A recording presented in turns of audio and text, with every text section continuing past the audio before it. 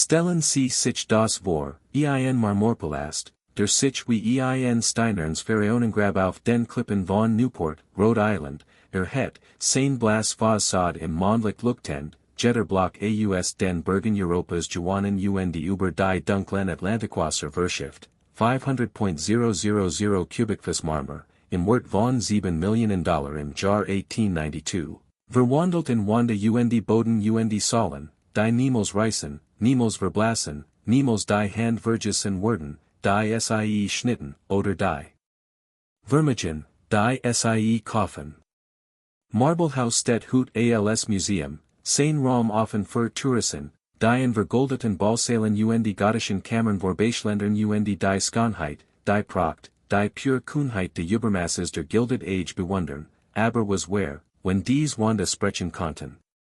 Welch dunklen Wahrheiten über altes Geld, über die Maschinerie der Reichtums und den Preis der Ehrgeizes wurden dies versiegelten Tresor offenbaren.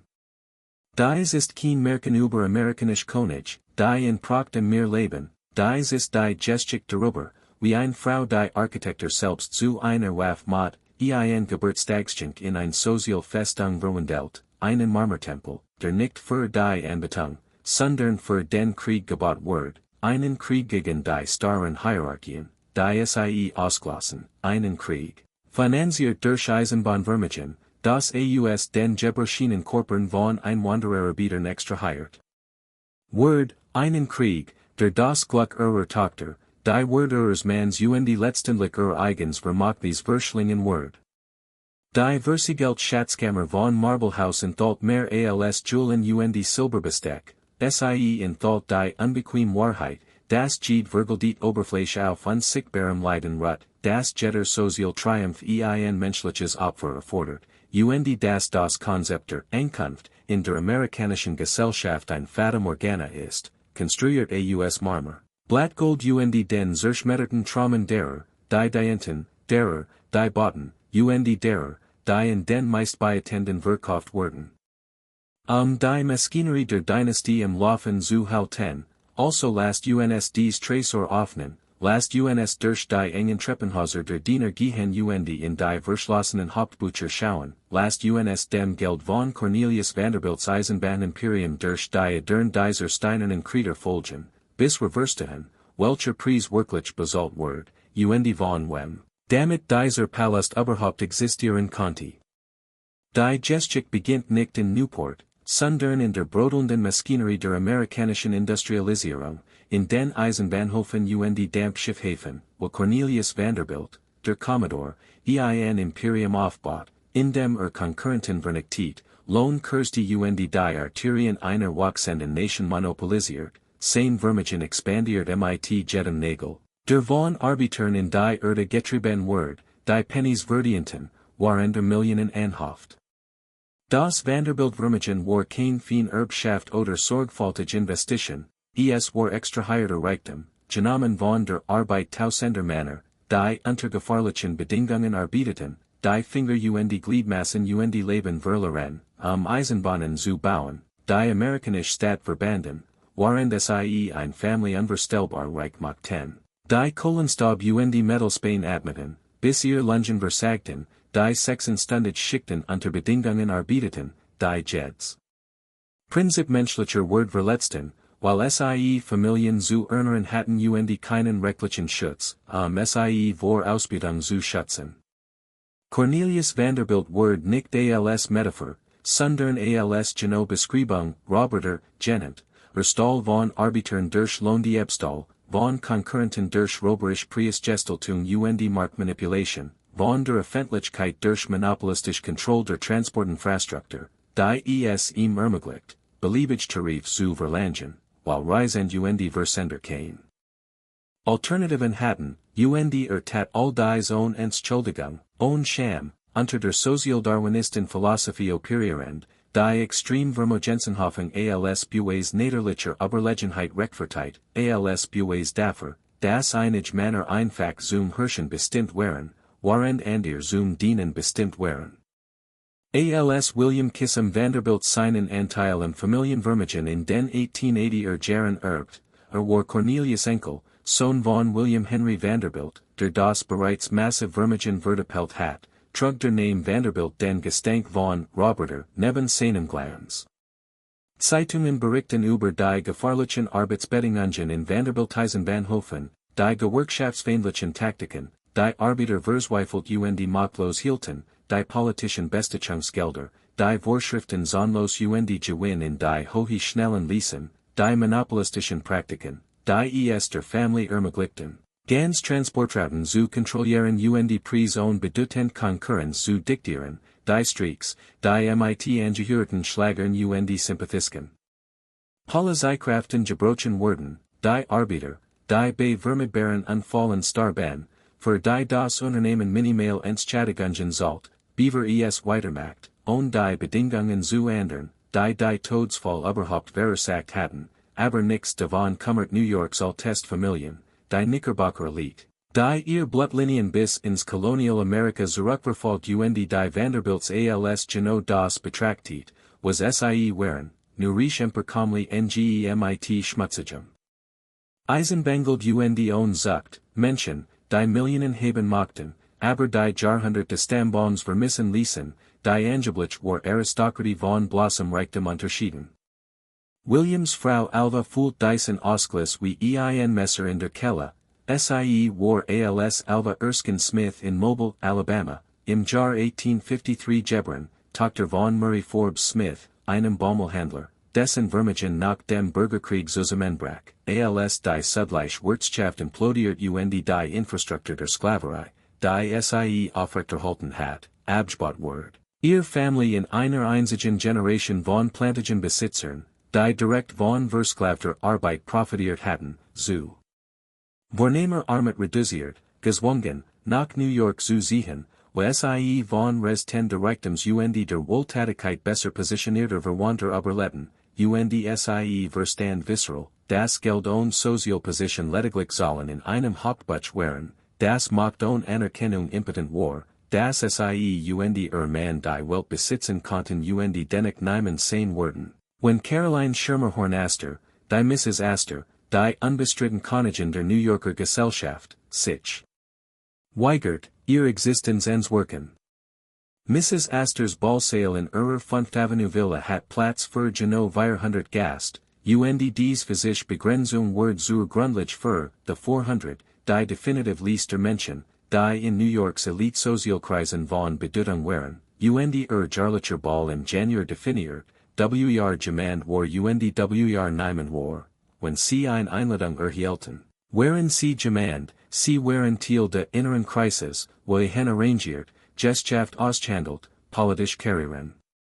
Gestertet wurden, und die war Macht der amerikanischen Gesellschaft hinter verschlossenen Türen operiert, wenn sie keine Einladung erhielten, waren sie unsichtbar, ein Nichtenitat trotz der Millionen, die sie besitzen mochten, ausgeschlossen von den Netzwerken, die Möglichkeiten generierten, die weit mehr wert waren als bargeld, while sie Zugang zur Maschinerie darstellten, die das amerikanische Wirtschafts- und Politikalben kontrolliert. Kein Menschen Vanderbilteisenbangelt konnte kaufen, was Mrs. Astor's Zustimmung verli, Legitimität, das Sozialkapital, das Türen auf nicht und die Möglichkeiten schuf, die Transformation vom Neurichen Außenseiter zum etablierten Insider mit einem anerkannten Platz in der Hierarchie. Alva war keine Frau, die Niederlagen akzeptiert, sie war heftig intelligent, hat ein ungewöhnlich umfassende Bildung für eine Frau ihrer Ära erhalten, einschließlich seit zum Studieren in Frankreich, wo sie anspruchsvoll ästhetisch Geschmacker und ein Verständnis dafür entwickelt, wie die europäische Aristokratie Architektur und Kultur als Machtinstrument einsetzt. Sie war rücksichtslos ehrgeizig mit einem strategischen Verstand, der mehrere Zug im komplexen Schachspiel der Sozialen Positionierung voraussagen konnte, und sie war bereit, jede Waffe in ihrem Arsenal einzusetzen, die Türen aufzuzwingen, die altes Geld gegen wie die Vanderbilts verschlossen hielt. Erster großer Angriff kam 1883, als sie William überzeugt, ein französisches Renaissance-Schloss in der 5th Avenue 660 in Manhattan zu bauen, einen Kalksteinpalast, der nach den Schlossern del Wartals, insbesondere dem Château de Blois, modelliert war, Entwürfen vom Architekten Richard Morris Hunt, der erste Amerikaner war. During der École des Beaux-Arts in Paris studiert und der Genoa Verstand, wie man Architektur schafft, die europäische Aristokratie überzeugend darstellt, Amerikaner zu beeindrucken, die originale nie gesehen hatten. Das Herrenhaus kostet $3 Millionen, das entspricht etwa $90 Millionen Hut, und kundigt New Yorken, dass die Vanderbilts nicht nur reich waren, sie schufen eine neue Aristokratie, eine amerikanische Version der europäischen Königshauses, die alten Familien durch pure Kühnheit und unbegrenzt Budgets in den Schatten stellen wird. Und wenn die alten Familien sie nicht akzeptieren würden, wird Alva ihr Akzeptanz einfach irrelevant machen, indem sie Denkmäler baut, die so großartig wären, dass sie zu ignorieren unmöglich wird, die Menschenmengen von Scholestigen ansiegen, die sich in der Fifth Avenue anstelten, nur einen Blick auf den Bau zu werfen, die Zeitungsbericht generierten, die Jeds Detail der importierten Materialien und die europäischen Handwerker und die revolutionären Technologien beschrieben, die eingesetzt wurden. Die Strategie funktioniert brillant, Alva veranstaltet im 26. Mars 1883 einen Kostenball zur Einweihung der fertiggestellten Herrenhauses, und sie schuf absichtlich ein Sozialkreis, indem sie 1200 Gast einlud, darunter fast alle, die in der New Yorker Gesellschaft von Bedeutung waren, mit Ausnahme einer auffälligen Auslassung, Carrie Astor, Mrs. Astors Tochter, die verzweifelt teilnehmen wollte und bereits ein aufwendiges Kostüm in Auftrag gegeben hat, aber keine Einladung erhalten konnte, while Mrs. Astor die Vanderbilts nie formell anerkannt hat, indem sie ein Visitenkarte in ihrem Haus hinterließ, was das erforderliche Sozialprotokoll war, beaver Einladungen ausgesprochen werden konnten. Carrie fleht ihr Mutter in nachzuziehen, und Mrs. Astor, die erkannt, dass Alva sie strategisch ausmanövriert hat, erschien schließlich im Vanderbilt Herrenhaus, ihr Karte zu hinterlassen, und erst dann schickt Alva Carrie ihr Einladung, nachdem sie die Königin der New Yorker Gesellschaft gezwungen hat, zu kommen, die Vanderbilts entwirken, sie in den inneren Kreis zu akzeptieren, und dies einzeln Party mit ihren Quadrillentanzen und ihren $1000 und ihre Verwandlung der Vanderbilt Herrenhauses in ein glitzern Bühne für amerikanische aristokratische Vorführung nach die Festung der New Yorker Gesellschaft auf, die gebaut wurdens war, Familien mit neuem Geld auszuschließen, und demonstriert, dass in Amerika, anders als in Europa, Titel und Blutlinien durch spektakulär Stellungen von Reichtum überwunden werden konnten, die durch kulturell Raffinesse kanalisiert wurden. Aber Newport war anders. Newport, Rhode Island, die Sommerkolonie, in die sich Amerikas Reichsfamilien von Juni bis September zurückziehen, der Hitze New Yorks zu entkommen und sich in den aufwendigen sozialen Ritualen zu beteiligen, die Elite zusammenhielten, operiert nach eigenen Regeln, eigenen Codes, eigenem komplizierten Tanz aus morgendlichen Visitenkarten und nachmittagstes und abendlichen Dinnerpartys und wachenden Hauspartys, wo alles von Sitzordnungen bis zu Gesprächsthemen von ungeschriebenen, aber unflexiblen Protokollen regiert wird, wo zwischen Familien gleichwertigen sozialen Stands arrangiert wurden, wo Gesellschaftsabschluss im Wert von Millionen über Brandy und Zigarren in männlichen Rahmen ausgehandelt wurden, waren Frauen in angrenzenden Rahmen ihre eigenen Verhandlungen über wohltätige Arbeit und Sozialpositionierung durchführten, wo die sozialen Hierarchien, die das gesamtamerikanische Leben strukturierten, durch Tausend kleiner Interaktionen verstärkt und reproduziert wurden, die jede Generation bebrachten. WRSIE waren und Wachen SIE in der sorgfältig gepflegten Ordnung gehorten. Alva wollte Newport vollständig erobern, etwas so Kuhns bauen, das es nu definieren wird, was Sommer-Cottages sein konnten, etwas, das die anderen Holzvillen im Vergleich pittoresk und Veralität aussehen lassen wird, etwas, das soll als Palast als auch als Festung dienen wird, ein Marmordeklaration der Vanderbilt Vorherrschaft, die nicht ignoriert oder abgetan werden konnte, die selbst die widerstandsfähigsten alten Geldfamilien zwingen wird ans Wirken, das sich die Sozial Landschaft dauerhaft verandert hat und die Vanderbilts nun in ihrem Zentrum standen. 1888 Übersud Sie William, ein erstklassiges Grundstück in der Bellevue Avenue zu kaufen, der Hauptstrasse, wo Newports wichtigste Familien ihr Sommerhaus erbauten, und Richard Morris Hunt zu engagieren, denselben Architekten, der Fifth Avenue Schloss entworfen hat, ein Sommerhaus zu schaffen, das europäische Palast im Vergleich beschieden aussehen lassen wird. Alva's Vision war außerordentlich spezifisch und anspruchsvoll. Sie wollt überall Marmor, importiert aus Steinbrüchen in ganz Europa, sie wollt, dass das Haus wie ein Synthes aus einem griechischen Tempel und einem französischen Schloss mit Elementen römischer Pracht aussieht, sie wollt 50 Raum auf 140.000 Quadratfuß verteilt, und am wichtigsten, sie wollt, dass es ankündigt, dass die Vanderbilts nicht nur angekommen waren, sie hatten transcendiert, sie waren etwas jenseitste. Amerikanischen geworden, etwas, das in das Pantheon historischer Dynastien neben die Medicis und die Bourbonen gehört, etwas, das sie alle überleben wird, weil es aus Materialien gebaut wird, die nicht verfehlen, die jahrhundertelang stehen werden als Bues dafür, dass der Name Vanderbilt dauerhaft Bedeutung erlangt hat.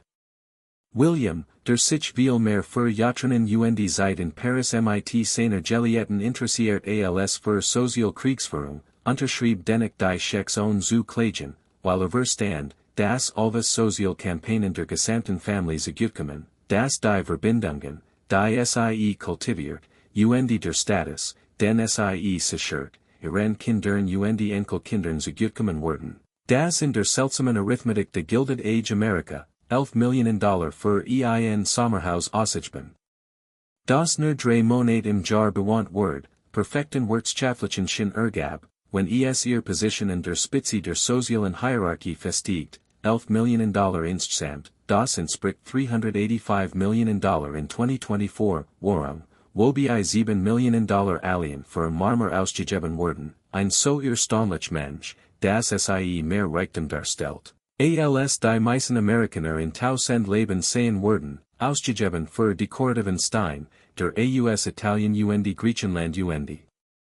Algerien und Nordafrika abgebaut wird, jeder Block ausstrahlt für seine besondere Farbe und Maserung und Muster, über den Atlantik in massiven Fraktrahmen Verschift, dan geschnitten und poliert von Handwerkern, deren Namen nie in irgendeiner Zeitung erscheinen werden, deren Lohn sich nie dem Wort nachhören werden, den sie schaffen. Deren Beitrag systematisch gelöscht wird, damit das Haus als Produkt der Vanderbilt Vision präsentiert werden konnte, anstatt als das, was es wirklich war, die Kristallisation von Tausenden von Stunden qualifizierter Arbeit, extrahiert von Arbeitern, die kein andere Wahl hatten, als die angebotenen Bedingungen zu akzeptieren, weil die Alternative Arbeitslosigkeit und Hunger war. Der Bau begann 1888, ein vierjähriger Prozess, der Diocese Winchpeicht Grundstück in Newport in ein Monument der Ehrgeizes verwandeln wird, und dabei jeden dunklen Widerspruch im Herzen der Gilded Age offenlegen wird, die Mechanismen aufziehen wird, durch die extreme Reichtum produziert und aufrechterhalten wird, demonstrieren wird, dass Schönheit und Ausbeutung kein Gegensatz waren, sondern vielmehr in time Partner bei der Schaffung dessen, was Amerikaner als architektonisch Leistung und sozialen Erfolg feierten. Baut Marble House. Nicht die Vanderbilts, sie sollten nur dafür, unterschrieben Schecks und genehmigten Entwurf von der Bequemlichkeit ihrer bestehenden Herrenhäuser aus, waren ihr Menschen die eigentlich Arbeit machten, Rohmaterialien in einen fertigen Palast zu verwandeln. Der tatsächliche Bau erfordert 100 von Arbeitern, viel von ihnen italienische Einwanderer, die nach Amerika gekommen waren und die Möglichkeiten suchten, die Mythologie der neuen Welt versprach, aber sich stattdessen verfanden, ständig Tage unter gefahrlichen Bedingungen für Lohn zu arbeiten, die kaum ihr Familien ernährten, die sie in überfüllten Mietskasernen oder Bastellenbarracken leben ließen, die es unmöglich machten, Geld zu sparen oder ihr Umstand zu verbessern. Weil jeder Pfennig für das unmittelbar Überleben und das, was in Verwandt in Italien zurückgeschickt werden konnte, die auf amerikanisch Lohn eingewiesen waren, die Armut zu Jubelben, die Auswanderung überhaupt erst angetrieben hat, Ausgang. Dies waren die Männer, die den Marmor schnitten, die jetten massiven Block mit mathematischer Präzision unter Verwendung von Techniken setzten, die über Jahrhundert in europäischen Steinbrüchen und Werkstätten entwickelt worden waren, die komplizierten Fries und Säulen und Treppen und dekorativen Elemente schufen, die Touristen später bewundern wurden, ohne jemals zu fragen, wessen Hand sie geformt hatten, wessen Fähigkeiten rohen Stein in Kunst verwandelt hatten, wessen Arbeit diesen Palast möglich gemacht hat. Richard Morris Hunt entwarf die Struktur, sich nicht auf Fries und Grundriss und Details, aber italienisch Steinmetz brachten ihr Techniken der alten Welt, Hunts Vision auszuführen, Techniken, die über Generationen von Handwerkerfamilien in Regionen Italiens weitergegeben wurden, wo Steinschnitzerie nicht nur ein Handwerk, sondern eine Identität war, wo Jungen lernten, Marmor zu lesen, so wie andere Kinder lernten, Bücher zu lesen, wo die Beziehung zwischen Meißel und Stein auf einem Niveau verstanden wird, das kein architektonisch Zeichnung erfassen konnte. Giuseppe Moretti, ein Bildhauer, der aus Italien ausgewandert war, produziert die inneren Marmorfries, die Baseliefs, die Wände schmückten, die Statuen, die Nischen und Alkoven im ganzen Haus einnahmen, Arbeiten, die nicht nur technisches Können, sondern künstlerisch Vision erforderten, die Fähigkeit, fertig für men in rohen Blocken zu sehen und sie den durchgeduldig subtrahieren von allem, was nicht wissentlich war, zu enthüllen, und dies Handwerker besaßen Fähigkeiten, die über Jahrhundert verfeinert wurden, Fähigkeiten, die angesichts kulturelles Wissen darstellten, das mehr wert war als jed Mensch Geld, weil es nicht gekauft, sondern nur durch Jahr der Lehre und Praxis erlernt werden konnte, dennoch arbeiteten sie als anonym Arbeiter in einem fremden Land. Ihr Kunstfertigkeit in die Vanderbilt-Legend aufgenommen, waren ihr eigenen Namen in historischen Fußnoten verschwunden. Ihr Beitrag so grundlich gelöscht, dass die meisten Besitzer von Marblehaus Hut kein Ahnung haben, das italienische Einwandererarbeiter die Schönheit schufen, die sie bewundern.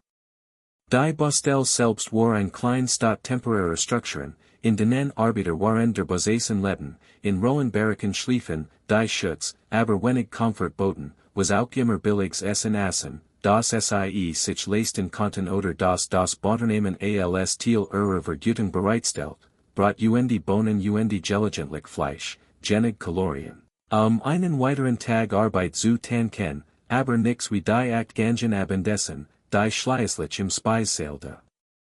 Herrenhauses serviert wurden, was auch immer Geld sie sparen konnten, und Familien in Italien oder Irland oder Deutschland oder wo auch immer sie geflohen waren, Zurückschickten, waren sie Diocese Winchpeitscht Grundstück in Newport in etwas verwandelten, das die Family verherrlichen ward, die niemals einen Hammer gehoben, niemals mortal gemischt, niemals einen Finger riskiert hat, zu schaffen, was ihren Namen für immer tragen ward. Dies war die unsichtbare Maschinerie de Gilded Age, die Tausend von unsichtbaren Handen, die Palast bauten, die Garten pflegten, die Mahlzeiten kochten, die Kammern reinigten und den durch Hintertüren und Dienstruppen verschwanden, damit die Reichen ein Welt bewohnen konnten, die durch Magi zu laufen skien und nicht durch die erschöpfende Arbeit einer Unterklasse. Deren Existenz sorgfältig aus der offiziellen Erziehung herausgeschnitten ward, deren Beitrag systematisch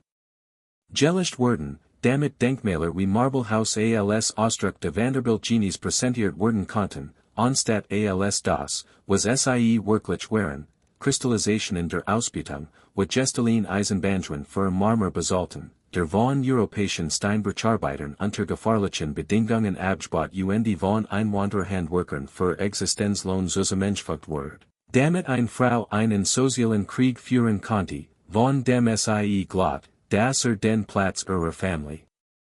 in der amerikanischen Geschichte sichern ward, sie von neureichen Außenseitern in etablierte Aristokratie verwandeln ward, deren Position unanfechtbar sein ward, while sie buchstäblich in Stein geschrieben war, in Marmor, der Jahrhundert überdauern ward, nachdem das Vanderbilt Vermögen sich aufgeschlossen hat und der Familienname aus der Prominenz verblasst war. Das Haus selbst war entworfen, dies Transformation durchgeführen, Richard Morris Hunt stutzt sich auf Beaux-Arts-Prinzipien und die europäische Präsidenzwahl, Instruktor zu schaffen, die alt außer, selbst wenn sie new war, die Jahrhundert aristokratischen Erbes suggeriert, obwohl sie von einer Familie gebaut wurde, deren Vermögen kaum 40 Jahre alt war, die architektonisch Symbolik einsetzt, Legitimität zu beanspruchen, die nicht durch Zeit oder Tradition verdient wordens war. Sondern stattdessen durch spektakulär Ausgaben hergestellt wurde. Der Haupteingang seit einen massiven Portikus, der von vier korinthischen Säulen getragen wurde, die aus einzelnen Marmorblocken geschnitzt, die Jules Mareri Tonnen wogen, speziell Ausrüstung und Arbeitsteams erforderten, nur sie in Position zu bringen, ein Fassade schaffend, die griechisch Tempel und römische Fendlich Gebäude nachkommt. Die Vanderbilts mit der klassischen Zivilisation assoziiert und impliziert, das Reichtum irgendwie gleichwertig oder kontinuierlich. Mit den Errungenschaften antiker Imperien war, und die vordere Erhebung glanzt mit blassem Stein, der Sonnenlicht wie Nochen oder Pearl einfing, ein Oberfläche, die niemals altern, niemals verfallen, niemals den Lauf der Zeit auf die Weiss sagen wird, wie Holzhauser es Unweigerlichkeiten, Architektur als Unsterblichkeit, als ob Alva Verstand, das Sozialposition Temper war. Das Vermögen innerhalb von drei Generationen stiegen und vielen, das Mode sich ändert und Hierarchien sich verschieben, aber Marmor war für immer, und wenn sie nicht garantieren konnte, dass ihr Blutlinien 50 oder 100 Jahren von Bedeutung sein wird, konnte sie zumindest sicherstellen, dass die Beweis ihres Reichtums überdauern würden, dass Menschen in zukünftigen Jahrhunderten durch dies Raum gehen und gezwungen sein würden ins Wirken, dass die Vanderbilts einst Ressourcen kommandierten, die so riesig wären, dass sie Millionen für ein Sommerhaus ausgeben konnten, das nur 3 Monate im Jahr genutzt wird, dass sie Macht besaßen, die sich in permanente Denkmäler übersetzt, wenn die kompletten Leben der meisten Menschen kein Spur hinterließen außer einem Grabstein, der schließlich bis zur Unleserlichkeit verwittern wird. Im Inneren lesen sich die Raum wie Kapitel in einem Lehrbuch über europäisch Geschichte und aristokratische Kultur, die Eingangsschau seit Rosa nomadisch Marmorsäulen, importiert aus Nordafrika, ihr exotisch Farb und Maisrung signalisierten global Reichweite und anspruchsvollen Geschmack, Wanda und Boden aus verschiedenen Marmorarten schaffen einen polychromen Effekt. Der Meisterschaft der Materialien und unbegrenztes Budget demonstriert, der Raum entworfen, Besitzer vom Momenten zu beeindrucken, indem sie durch die Tertraten, sie mit purer Opulenz zu überwältigen, beaver sie tiefer ins Haus vorgedrungen waren. Der Goldraum, als Ballsail genutzt, war buchstäblich mit Blattgold verkrustet, das auf jede Oberfläche aufgetragen wird, bis die Gesamtkammer wie das in ihr einer Schmuckskatol glanzt, 22 Karat Gold bedeckten die Wände vom Boden bis zur Deck, Burgeldit Formteil und Gesims und decorative Elemente, die Licht von Kristallkronleuchtern einfinden und es verstark zurückwerfen. Ein überwältigen sensorisches Erlebnis schaffend, wo Gast buchstäblich von sichtbar gemachtem Reichtum umgeben waren, wo jede Reflexion in ein eigens Bild in goldenem Licht seit, als ob auch sie in kostbar Objekt verwandelt wordens waren, einfach indem sie in diesem Raum anwesend waren, wo die Botschaft unmöglich zu verfehlen war, die Vanderbilts hatten gewonnen, Geld hat erfolgreich gekauft, was alte Familien behaupteten, dass es nicht gekauft werden konnte. Und Jeter, der in dies Goldene Kammer trat und immer noch glatt, die Vanderbilts sind minderwertig, log sich. Einfach selbsten, while die Beweis der Vorherrschaft aus allen Richtungen druckten, unausweichlich und unbestreitbar. Der gotische Raum bot ein andere Art der Offerung, ein Campanile, ein Rippenschwolb Gipsdeck, die mittelalterliche Steinschwolb nachkommt, aus Europa importiert Buntglasfenster, die Sonnenlicht in Julenton filterten, und einen hochaufregenden Kalksteinkamin, kopiert von einem französischen Schloss aus der Mitte 15. Jahrhunderts, einen Raum schaffend, der sich mehr wie ein mittelalterlich Kathedral als ein Sommercottage Salon entfällt, der suggeriert, dass die Vanderbilts nicht nur Reichtum, sondern Kultur besaßen, nicht nur Geld, sondern verfeinert ästhetische Sensibilität, das sie urban europäische aristokratische Traditionen waren. Obwohl vermögen US-amerikanischen Eisenbahnen stammt ihr Aristokratie vollständig selbst erfunden war. Jede Materialwahl, jede Designentscheidung, jeder importiert Wandteppich Kristallukter Marmorsaal diente Alvas zentralem Zweck, ein Haus zu schaffen, das europäische Aristokratie so überzeugend darstellt, dass die amerikanische Gesellschaft kein anderer Wahl haben wird, als die Vanderbilts als legitimen Adel zu akzeptieren. Obwohl echter Adel durch Jahrhunderter Blutlinie verdient wird nicht durch vier Jahr Bau $11 Millionen ausgeben gekauft wird, obwohl alle Beteiligten verstanden, dass dies Theater war nicht authentisches Erbe, Offerung nicht der Tradition, Geld versuchen zu kaufen, was angeblich Geld nicht kaufen konnte, dennoch funktionierte es, zumindest teilweise, while in Amerika die Regeln anders waren als in Europa, while die Amerikanische Gesellschaft immer noch fließend genig war, das spektakuläre Reichtum Hierarchien formen konnte, while die visuelle Sprache der Macht so gut etabliert war, dass sie überzeugend genig zu reproduzieren echt Macht schuf, Offerung durch pure Verpflichtung zur Rolle in Realität verwandelt. Die Bibliothek enthielt tausend von in Letter gebundenen Banden, von denen viel wahrscheinlich nie gelesen wurden, aber die intellektuelle Kultivierung signalisierten die notwendigen Requisiten für die Offerung aristokratischen Mußegangs bereitstellten, einen Raum schaffend, wo man sich nach dem Abendessen zurückziehen konnten, Zigarren zu rauchen Gesellschaft zu besprechen, während sie von den Markern der Zivilisation Kultur umgeben waren, wo Gesellschaft im Wert von Millionen in einer Umgebung ausgehandelt werden konnten, die suggeriert, dass alle Partien Gentlemen waren, die nach Ihrengedeises operierten, anstatt Gesellschaftslut, die Profit durch welch Mittel auch immer verfolgten, die sich als effektiv erwiesen. Die 50 Raum umfassen Wirsen Schlafzimmer, die für Familie Gast bestimmt waren, jeds in einem anderen Stil dekoriert, Louis XIV, Louis XV, Louis XVI, Empire, ein Progression durch die französische Geschichte schaffend, die das Haus in ein Museum europäischer aristokratischer Ästhetik verwandelt, Mareri Salons. Entworfen für verschiedene Arten sozialer Interaktionen mit verschiedenen Formalitätsstufen, ein Essemer, wo der Tisch 30 Gast für aufwendig mehrgängige Mahlzeiten setzen konnte, die Stunden zum Verzerbrechen ein Armee von Dienern erfordern würden, sie Michelos auszuführen, entschiedend, ein Dritt Stockwerk, das fast kein Gast jemals sah, die Diener Stockwerk, wo 36 Mitarbeiter in engen Rahmen mit niedrigen Decken schmalen Betten leben, nur durch versteckt Treppen zugänglich, die sicherstellten, dass die Hilfe sich durch das Haus wie Geister bewegen konnte, erstchenend, wenn gerufen, verschwindend, wenn entlassen. Ihre Anwesenheit erforderlich, aber ihre Menschlichkeit systematisch verleugnet durch Architektur, die Klassenunterschied der Ära wörtlich macht, die Trennung zwischen oben unten nicht nur zur sozialen Konvention, sondern zur physischen Realität macht, die in Wanda Treppen verschlossen Türen eingebaut war, die Diener durchkehren konnten, aber Gast nicht, separat Welten aufrechterhaltend, die sich gelegentlich kreuden, aber meist parallel liefen, ein sichtbar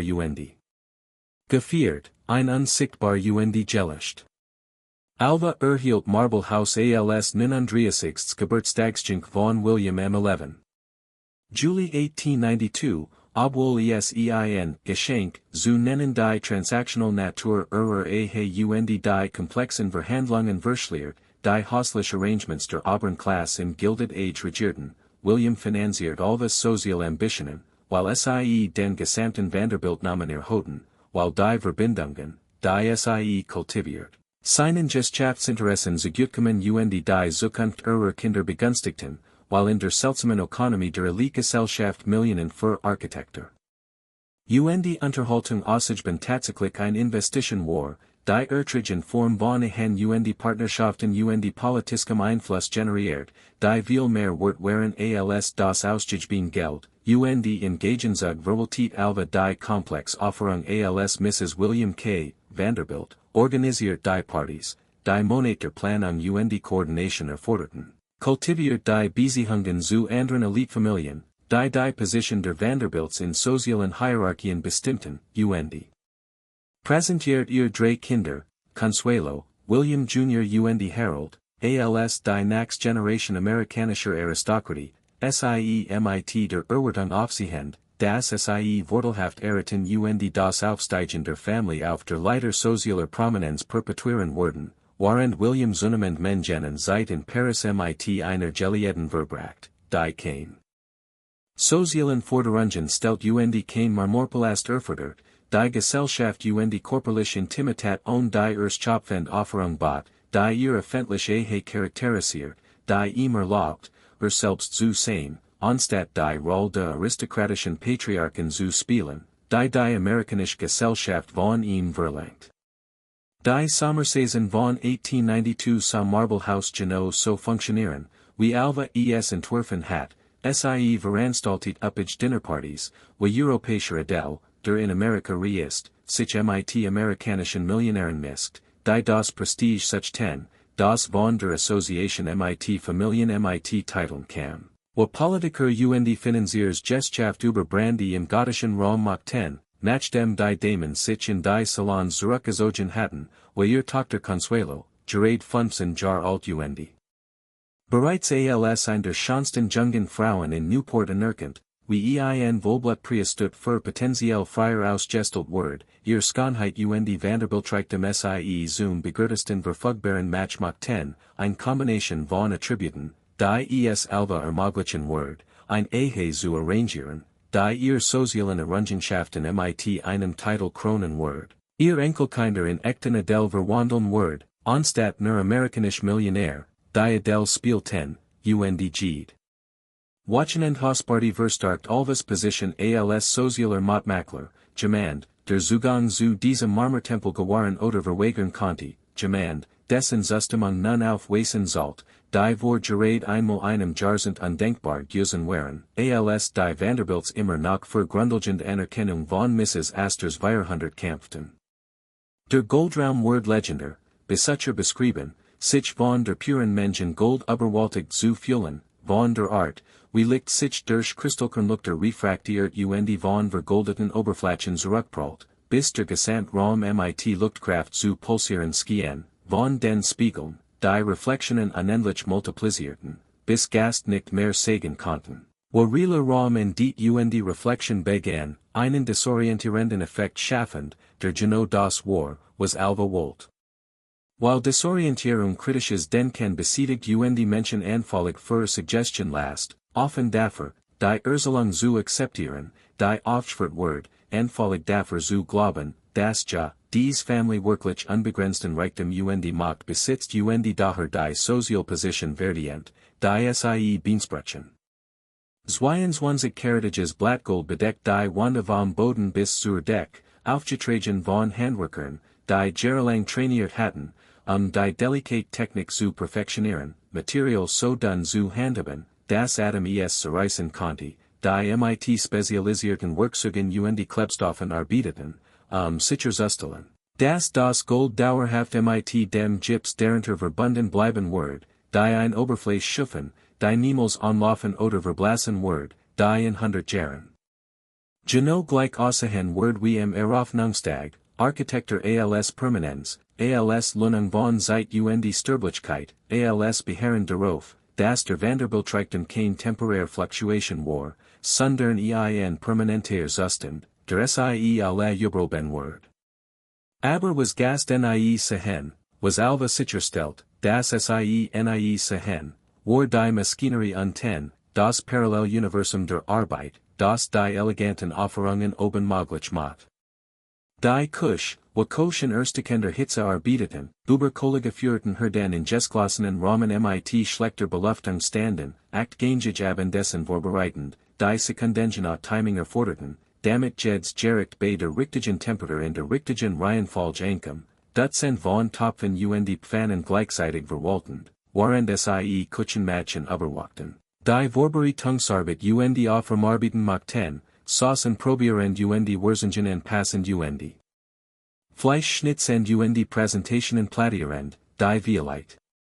Drei Minuten existieren worden, beaver sie konsumiert worden, tausend von Stunden qualifizierter Arbeit in Mahlzeiten gehend, die in einer Stunde gegessen und dann vergessen worden, das Essen selbst weniger wichtig als das, was es über Reichtum und Geschmack und die Fähigkeit, Ressourcen zu kommandieren, bedeutet.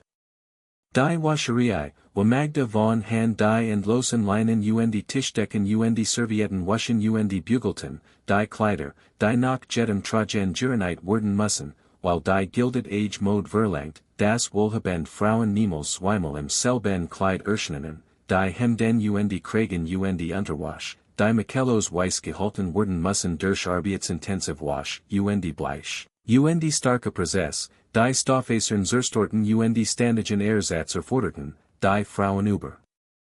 Waschwannen und Bügelbretter gebergt hielten für Stunden jeden Tag, die ihr Hand von harten Siefen und ihr Rücken schmerzen von repetitiven Bügungen ließen, die ihr Jugend und Gesundheit im Dienst der Aufrechterhaltung von Erstgenungen für Menschen konsumierten, die niemals ihr Namen lernen und sie ohne Empfehlung entlassen wurden, wenn ein einziger Fehler einen Kragen ruiniert oder ein Serviette befleckt. Die Dienstbotenhol, wo die Angestellten ihr eigenen Mahlzeiten schnell essen, stehend oder sitzend in einem graben Tisch in einem Kellerraum, beaver sie zurückeilen müssen, den nächsten Gang oben zu servieren, einfaches Essen konsumieren, Brot, Gemüse, gelegentlich Fleisch, das keine Ähnlichkeit mit der aufwendigen französischen Küche hat, die sie vorbereiteten und servierten. In einem anderen Ernährungsuniversum lebend, trotz der Arbeit in einem Haus, was $100 von pro Jahr. Für den Import von Weinen und Delikatessen und Zutaten ausgegeben wurden, die reichen als wissentlich für eingemessen Speisen betrachten. Die winzigen Dachgeschoss Schlafzimmer, wo erstchopt Arbeiter nach 15 Stunden Schichten kollabierten, in schmalen Betten in Rahmen schlafend, die kaum großgenig für ein Bett und ein klein Kommode waren, Waschbecken und Nachttopf Tieland, kein Privatsphäre und keinen Raum zum eigenen habend, ihr Gesamtexistenz den Bedürfnissen der Familie untergeordnet. Ihr persönlichen Leben komprimiert in die wenigen Stunden zwischen dem Ende einer Schicht und dem Beginn der nächsten. Ihr Traum und Ambitionen und Beziehungen alle Sekunden zu ihrer Funktion als Arbeit, als die unsichtbare Maschinerie, die Marble-Haus Opperbell hielt. Das komplizierte System von Glocken und Sprachrohren, das Familienmitgliedern erlaubt, Hilfe zu rufen, ohne jemals die Person zu sehen, die antwortet, jeder Raum hat ein anderer Glock, die in den Dienstbotenbrchen latit, einen konstanten Soundtrack von Forderungen schaffend, die sofort beantwortet werden müssen, die Unterbrechungen, welch Aufgabe auch immer gerade ausgeführt wird. Die Diener in Erweiterungen des Willens der Familie verwandelten anstatt in autonom menschlich Wesen mit eigenen Prioritäten und Bedürfnissen, die durch Technologie die Sozial Hierarchie durchsetzten, die Architektur bereits in die Struktur des Hauses eingeschrieben hat. Dieses Paralleluniversum der Arbeit mit die eleganten Offerungen oben möglich, dies versteckten Kosten waren in den Marmor selbst eingebaut, in jede Vergoldete Oberfläche und polierten Boden geübt, der konstant Wartung durch Menschen erfordert, die niemals ein Party in den Rahmen besuchen wurden, die sie reinigten, niemals in den Tischchen essen wurden, die sie deckten, niemals die Kleider tragen wurden, die sie bügelten und flickten, gesamtes Weg reduziert darauf, die unsichtbare Maschinerie zu sehen, die Fantasie Opperbell hielt, die wohlhabenden Menschen erlaubt zu glauben, dass ihr Leben de Mussegangs naderlich und normal waren, anstatt abhängig von systematischer Ausbildung von Arbeitern, die kein ander Wahl hatten, als dies Bedingungen zu akzeptieren, while die Alternative Arbeitslosigkeit und Obdachlosigkeit und Hunger war, while das gilded Age arbeitenden Menschen und Einwanderern kein Sicherheitsnetz, kein Arbeitslosenversicherung, keinen Arbeiterschutzbot, nix außer der brutalen Wahl zwischen der einem welchen Jobs auch immer verfügbar war oder zuzusen, wie ihr Familien hungerten. Die Metaphor der Versiegelten Schatzkammer ist nicht nur poetisch, Marblehaus enthielt buchstablich Tresor, verstarkt Raum, wo die Vanderbilts Silberservice im Wert von Zentasenden von $10 lagerten, Schmucksammlungen, die Millionen in tragbarem Reichtum darstellten, wichtig Rex Dokument einschließlicher Kunden Wertpapieren anlegen, bargeld Reserven, die in Notfallen schnell zugänglich gemacht oder versteckt werden konnten, wenn die Umstand es verlangten, dies. Physischen Tresor mit ihren Kombinationsschlossern Stalteren repräsentierten die tiefe Wahrheit darüber, wie gilded Age Vermogen strukturiert werden, sie waren konzentriert, bei Bedarf flüssig, aber sicher, wenn nicht unter unmittelbarer Bedrohung, perpetual gefahrdet durch wirtschaftliche Abschwung schlecht Investitionen die unvermeidlich Zerstörung, die von der Unterteilung der Reichtums auf mehrere urban jeder Generation kam, konstant aktive Verwaltung erfordert, Die Art von Vermogenserosion zu verhindern, die so viel amerikanische Dynastien innerhalb von 3 Generationen in Anspruch nahm, Namen ruiniert Herrenhäuser als Bues hinterlassen, dass dies Familien einst von Bedeutung gewesen waren. Aber die echt Schatzkammer von Marmormauern war nicht ihr Silbersammlung oder Blattgold, es war das Sozialkapital, das Alva durch strategischen Einsatz des Hauses selbst akkumuliert, die Ehen, die sie arrangieren konnte, while Familien wollten, dass ihr Kinder mit Vanderbilt Reichtum verbunden waren in der Lage sein wollten, anderen zu sagen, dass sie in Marmorhaus geblieben waren. Der politische Einfluss, den sie ausüben konnte, while Senatoren Gouverneur sogar. Präsidenteneinladungen nach Newport waren der Sommersaison such ten, when Politiken informal diskutiert Gesellschaft über Ziggeren Brandy in Umgebungen gemacht wurden, die sich sozial entfalten, aber tatsächlich tief politisch waren, die Gesellschaftsverbindungen, die Vanderbilt Finanzinteressen für Jarzen zugutkommen wurden, while die Männer, die sich in Marmorhauses gottischem Raum treffen, Beziehungen entwickelten, die sich in profitable Partnerschaften in Sitterinformationen über Investitionen Gelegenheiten übersetzen, Aktivitäten zu koordinieren, die monopolistische Absprache genannt wurden, wenn sie rechtlich untersucht wurden, aber die beläufig in sozialen Umgebungen passierten, wo die Grenzen zwischen Freundschaft Gesellschaft absichtlich verwischt waren, alles möglich gemacht, while Alva ein Struktur gebaut hat, die so großartig war, dass Menschen Zugang dazu wollten, in ihren Rahmen gesehen werden wollten, dass ihr Namen in Zeitungsgesellschaftsspalten erwähnt werden wollten, die dokumentierten, welche Partys in welchen Newport Herrenhäusern besucht hat, wollten, dass ihr Kinder in die Familie errichteten, die es besaß, die Schatzkammer des sozialen Kapitals war viel wertvoller als jeder Hoffen Munzen, while sie Macht darstellt, die Fähigkeit, Ergebnis zu formen, Vermogenstrom zu lenken, zu bestimmen. Aufstieg fiel im brutalen wirtschaftlichen Ökosystem des späten 19. Jahrhunderts, zu beeinflussen, welch Familien gediehen welch sinken wurden, welch Gesellschaft günstig Behandlung erhalten welch koordiniert Opposition erfahren wurden, welch politischen Karrieren unterstützt welch untergraben wurden. Alva verstand etwas, das William nie ganz erfasst, Reichtum und Macht waren nur Zahlen, die auf Content saßen, sollen, die Material und Comfort bringen konnten, aber die Welt nicht formen konnten, aber Reichtum, der in Sozialposition verwandelt wird zu einer erneuerbaren Ressource, einer Maschine, die mehr Reichtum durch Netzwerk Ehen Gesellschaftsmöglichkeiten generiert, die sich nur denen mit den richtigen Verbindungen öffneten, denen, die in die inneren Kreis akzeptiert wurdens waren, wo echt Entscheidungen getroffen echt Macht ausgeht wird, Marmorhaus war die physische Manifestation dieser Maschine, das Werkzeug, das sie verwenden wird, die Position ihrer Familie über Generationen zu sichern, selbst wenn das bedeutet, ihr eigenen Kinder auf dem Alter des dynastischen Aufbaus zu opfern, selbst wenn es erfordert, das persönlich Glück ihrer Tochter zu zerschmettern, das strategische Ziel zu erreichen, einen aristokratischen Titel zu erwerben. Das bringt uns zu Consuelo, der Tochter, die den höchsten Preis für den Bau von Marmorhaus für Alvas Ambitionen zahlen wird, sie war außerordentlich schon, erfüllt jeden gilded Age Standard weiblicher Perfektion mit zarten Zügen dunklem Haar einer schlanken Figur, die in den modischen Kleidern der Ära perfekt aussah, sie war intelligent gut ausgebildet, while Alva darauf bestanden hat, Tutoren einzustellen, die nicht nur Errungenschaften wie Musik und Malerei bebrachten.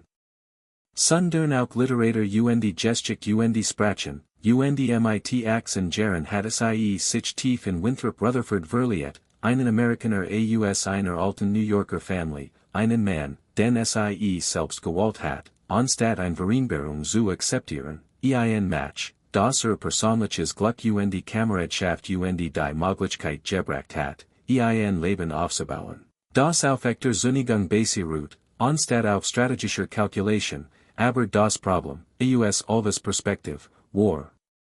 Das Rutherford nix anbot, Vanderbilt Ambitionen voranzutreiben, seine Family war respectable, aber nicht reichgenig, finanziell zu zahlen, besaß keinen Titel, in zu errichten war bestenfalls ein horizontaler Zug Gusen und möglicherweise sogar ein Schritt zurück. Der alte New Yorker Familien immer noch auf Vanderbilt Reichtum als befleckt durch sein Eisenbahnersprung herabsehen. Und am wichtigsten, ein solche Word das Wortwolst gut verschwenden, das Alva besaß, ein. Schon Tochter, deren Kombination aus Außerhen und Reichtum zum begürtesten verfügbaren Match in der gesamten atlantischen Welt macht, jemand, der den höchstmöglichen Preis auf dem Arbeitsmarkt verlangen konnte, wenn strategisch einsetzt. Alva hat an der Plan, hat ein Verbindung zu Charles Spencer Churchill, dem 9. Duke of Marlborough, kultiviert, einem englischen Adligen, dessen aristokratischer Titel bis in 17. Jahrhundert zurückreicht, als sein Vorfahr John Churchill für militarisch Dienst Haute Wardens war, dessen Familiensitz Blenheim Palace war, eins von Englands prächtigsten Landhäusern, entworfen von John Vanbrugh und gebaut als Geschenk von Queen Anne, aber dessen aktuell Umstand schrecklich waren. While das Anwesen von Jahrzehnten aufgeschobener Wartung sehr und Geld durch Grundsteuern und Unterhaltskosten blutet, die das aktuell Einkommen der Familie bei weitem überstiegen, den Duke. In die angenehm Position bringend, einen alten Titel und einen großartigen Palast zu besitzen, aber nicht genig bargeld, eingemessen beide zu unterhalten, braucht einen Fusion amerikanischen Gelds, seinen Wesen zu retten, und Alva braucht einen Titel, ihr soziale Eroberung zu kronen. Ihr Enkelkinder von amerikanischen Millionären in echten Adel mit dokumentierten Verbindungen zum europäischen Adel zu verwandeln, und Consuelo war die Warung, die dies Transaction. Wollenden Word, ihr persönlichen Wünsche vollständig irrelevant für die strategische Calculation, die beiden Familien zugutkommen Word, waren ihr Chance auf Glück zerstört. Im düsteren gothischen Raum von Marblehouse im September 1895, umgeben von mittelalterlichem Mauerwerk und Buntglasfenstern, die Sonnenlicht in Blutrot-Schatten filterten, eine Atmosphäre schaffend. Die eingemessener für Tragödie als für Romantik war, macht der Duke of Marlborough Consuelo Vanderbilt formell einen Heiratsantrag, und als Consuelo versucht abzulehnen, versucht zu erklären, dass jemand anderen liebt, versucht recht zu behaupten, ihren eigenen Ehemann zu wollen und eigens Leben aufzubauen. Setzt Alva Waff in ihrem Arsenal mit einer Rücksichtslosigkeit ein, die demonstriert, wie vollständig familiar Bindungen dynastischer Ambition untergeordnet. Hat, tronen und drohungen und metazinnisch Manipulation, behauptend, am Rand eines Herzenfarks zu sein, darauf bestend, dass die Abelnung de Dukes ihr Mutter toten Word, das Consuelos Egoismus die Family zerstor, das Pflicht Diocese Opfer verlangt, das aristokratisch Familien immerhin strategisch arrangiert hatten und persönliches Glück ein egoistisches modernes Konzept war, das keinen Platz in serioser Familienplanung hat, das Consuelo alles der Family schuldet, die Reichtum und Position und Bildung und Schönheit gegeben hat, und das die Weigerung, dies Geben zum Nutzen der Family einzusetzen, verrat der schlimmsten Art war, und in diesen Marmorsälen, wo jede Oberfläche verzerrt Bilder zurückwarf, wo die Architektur selbst mit dem Geücht von Erwartungen und Verpflichtungen zu drucken skien und der zerschmetternden Erkenntnis, dass seit der Geburt nicht dazu vorbereitet wordens war, ein Person zu sein, sondern ein Werkzeug für Familien. Fortschritt, wo Flucht unmöglich skien, while wohin konnte gehen, wie konnte on Familiengeld übrelben, welche Optionen existierten für eine junge Frau, deren sich Ausbildung für ornamentals aristokratisches Leben gewesen war, ergab sich Consuelo, stimmt zu, einen Mann zu errichten, den nicht liebt, ein Mutter zu erfreuen, deren Zustimmung immer in perfekten Gehorsam gebunden gewesen war, deren Liebe immer als Kontrollwerkzeug bewaffnet worden war, die das Lebenslange. Gluck Tochter opfern wird, einen Titel zu erwerben, der eine Generation dorn wird, beaver von Consuelos Sohn gert wird, die Gesamttransaction in ihren zeitlichen Begrenzungen nach Grotsker machend. Die Hochzeit fand in der St. Thomas Church in der Fifth Avenue in New York City M6. November 1895 statt, die Consuelo während waren der gesamten Zeremonie, ihr Tronen von Zeitungsgesellschaftsreportern als Emotion dokumentiert, anstatt als das, was sie tatsächlich waren, Trauer, what, die sichtbare Manifestation einer jungen Frau, die wie agentem verkauft wird. Einen englischen Palast zu retten den sozialen Triumph ihrer Mutter zu zementieren, öffentlicher Zusammenbruch, den alle anwesenden Meiderletten, aber den niemand anerkannte, weil ens wirken.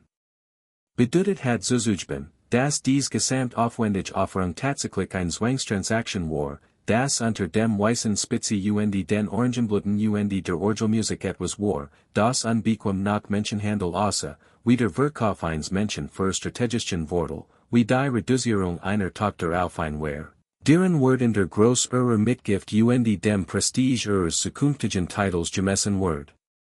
Die Mitgift betrug $5 million in bar Action, equivalent zu ungefähr $90 million in 2024, sofort von Vanderbilt konnten auf das Anwesen de Dukes Bertragen, mit zusätzlichen Millionen Versprochen für spezifisch Renovierungen von Blenheim Palace, die zu seiner eingemessenen Pracht restaurieren wurden, für Mobile,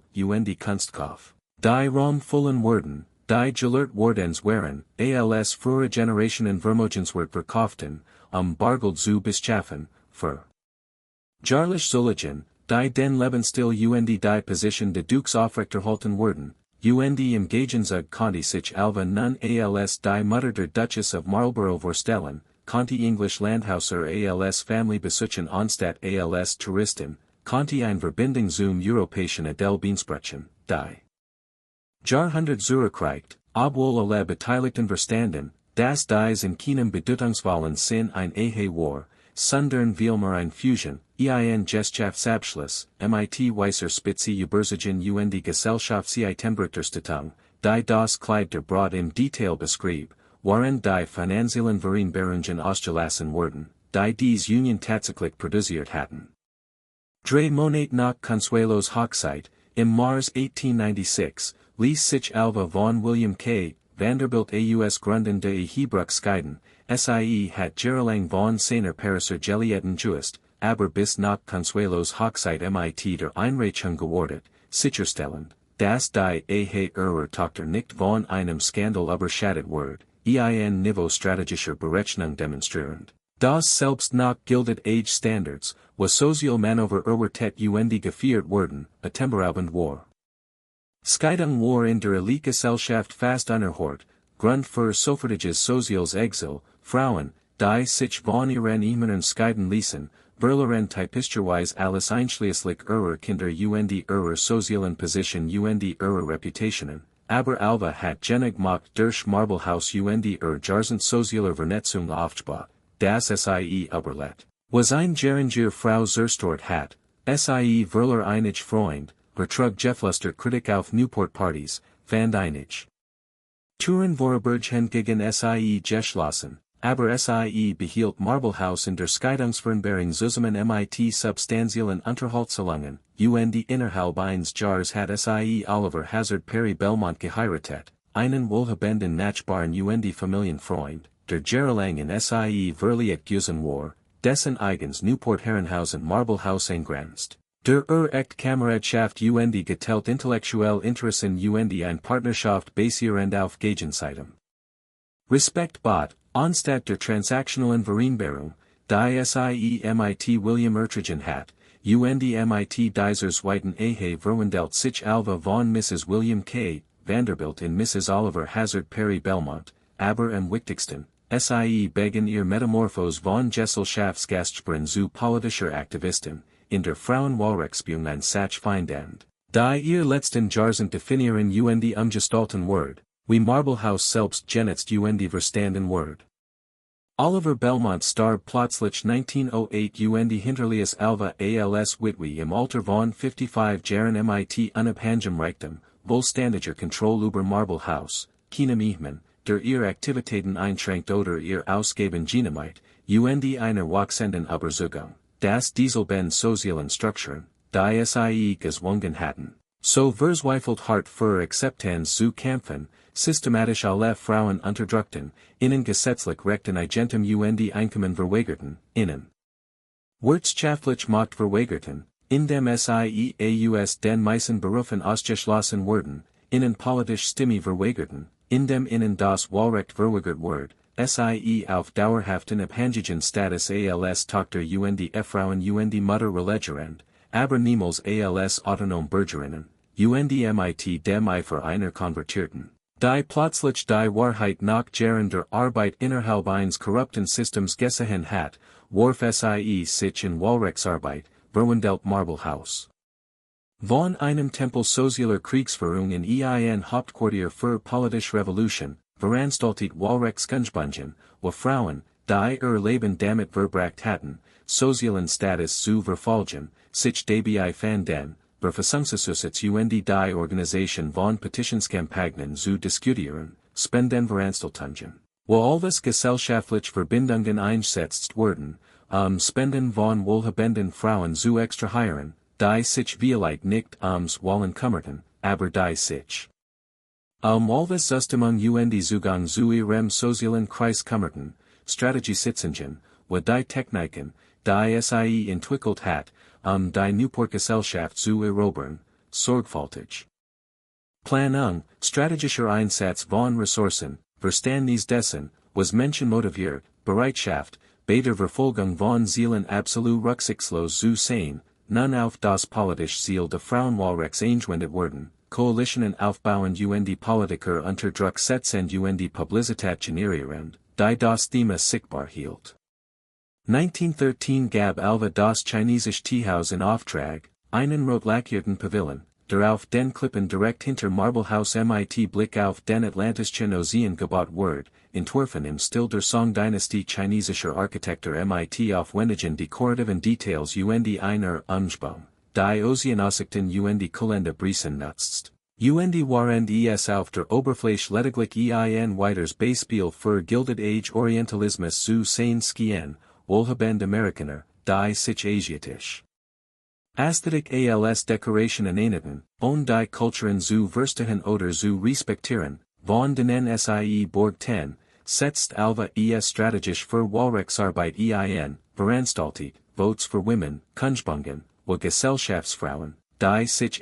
vergestelt hatten, in politische Aktivität einzutreten, sich dabei fanden, Tee auf eleganten Terrassen zu trinken. Waren sie Verfassungsausschuss die Wahlregistrierungsstrategien diskutierten wie man staatlich Gesetzgeber unter Druck setzt, while dieselben sozialen Netzwerk, die einst ausschließlich verwendet wurden, Ehen zu arrangieren die Gesellschaft zu vermitteln die Klassenhierarchien aufrechtzuerhalten, nun bewaffnet wurden, rechtlich Gleichheit zu fördern, wo Marblehaus selbst zu einem Ort der Transformation wurde, denn selbst Alva hat vorwegnehmen können, als sie zum ersten Mal darauf bestand, ein halbe Million Kubikfuß Marmor zu haben, einfach den sozialen Wert ihrer Familie zu beweisen die Anerkennung von Menschen zu erzwingen, die sich als ihr Vorgesetzten betrachten. Das chinesische Teehaus wurde als Wahlrechtshauptquartier berühmt, die Zeitungsberichterstattung über dies Ereignis war umfangreich, while Reporter der Ironie nicht widerstehen konnten, dass Amerikas Reichsfrauen einen Marmorpalast nutzten, für politisch Recht zu kämpfen, während sie von denselben Dienern serviert bekamen. Deren eigen Arbeitsbedingungen die Lohn des wohlhabenden Wahlrechtlerinnen in Frage stellten oder herausforderten, die vom Frauenwahlrecht hauptsächlich in ihrer Eigenschaft als privilegiert Bürgerinnen profitierten nicht als Arbeiterinnen, weil, nach dem Frauen das Wahlrecht gewonnen hatten, Klassen Abteilungen genau so ausbeuterisch blieben wie zuvor, wohlhabende Frauen wollen und für Ämter kandidieren konnten, waren Frauen der Arbeiterklasse immer nach ihr Hauser für Hungerlohn putzten und unter Bedingungen letten, die hatten illegal sein sollen. Aber wer unterhielt dies Transformation? Wer reinigt das chinesische Teehaus nach Wahlrechtskunstbungen, wo 100 von Frauen sich versammelt hatten? Wer berietet die Mahlzeiten und die Erforschungen für Strategiesitzungen vor, die sich über Stunden erstreckten? Wer stellt sicher, das Marmorhaus funktional blieb, während Alva vom sozialen Aufstieg zum politischen Aktivismus schwenkt? Dieselbe unsichtbare Armee von Dienern, die dies Arbeit immer gemacht hat, irische und deutsche und italienische Einwanderer, viel von ihnen Frauen, die als Magda und Kochinnen und Wascherinnen arbeiteten, die 50 Raum reinigten und die Garten pflegten und die Mahlzeiten kochten und die Autos fuhren, als dies Technologie üblich wird, die in diesen engen Diensträumen im dritten Stock letten, nur durch Treppen zugänglich, die absichtlich steil und mit Konzentrierten gestaltet waren, Diener vom Verweilen abzuhalten, sicherzustellen, dass sie sich schnell und leise durch ein Haus bewegten, wo ihr Anwesenheit erforderlich, aber ihr Menschlichkeit systematisch verweigert wird. Dies Arbeiter verdienten vielleicht $20 to $30 pro Monat in 1910 Warum, equivalent zu vielleicht $600 to $900 in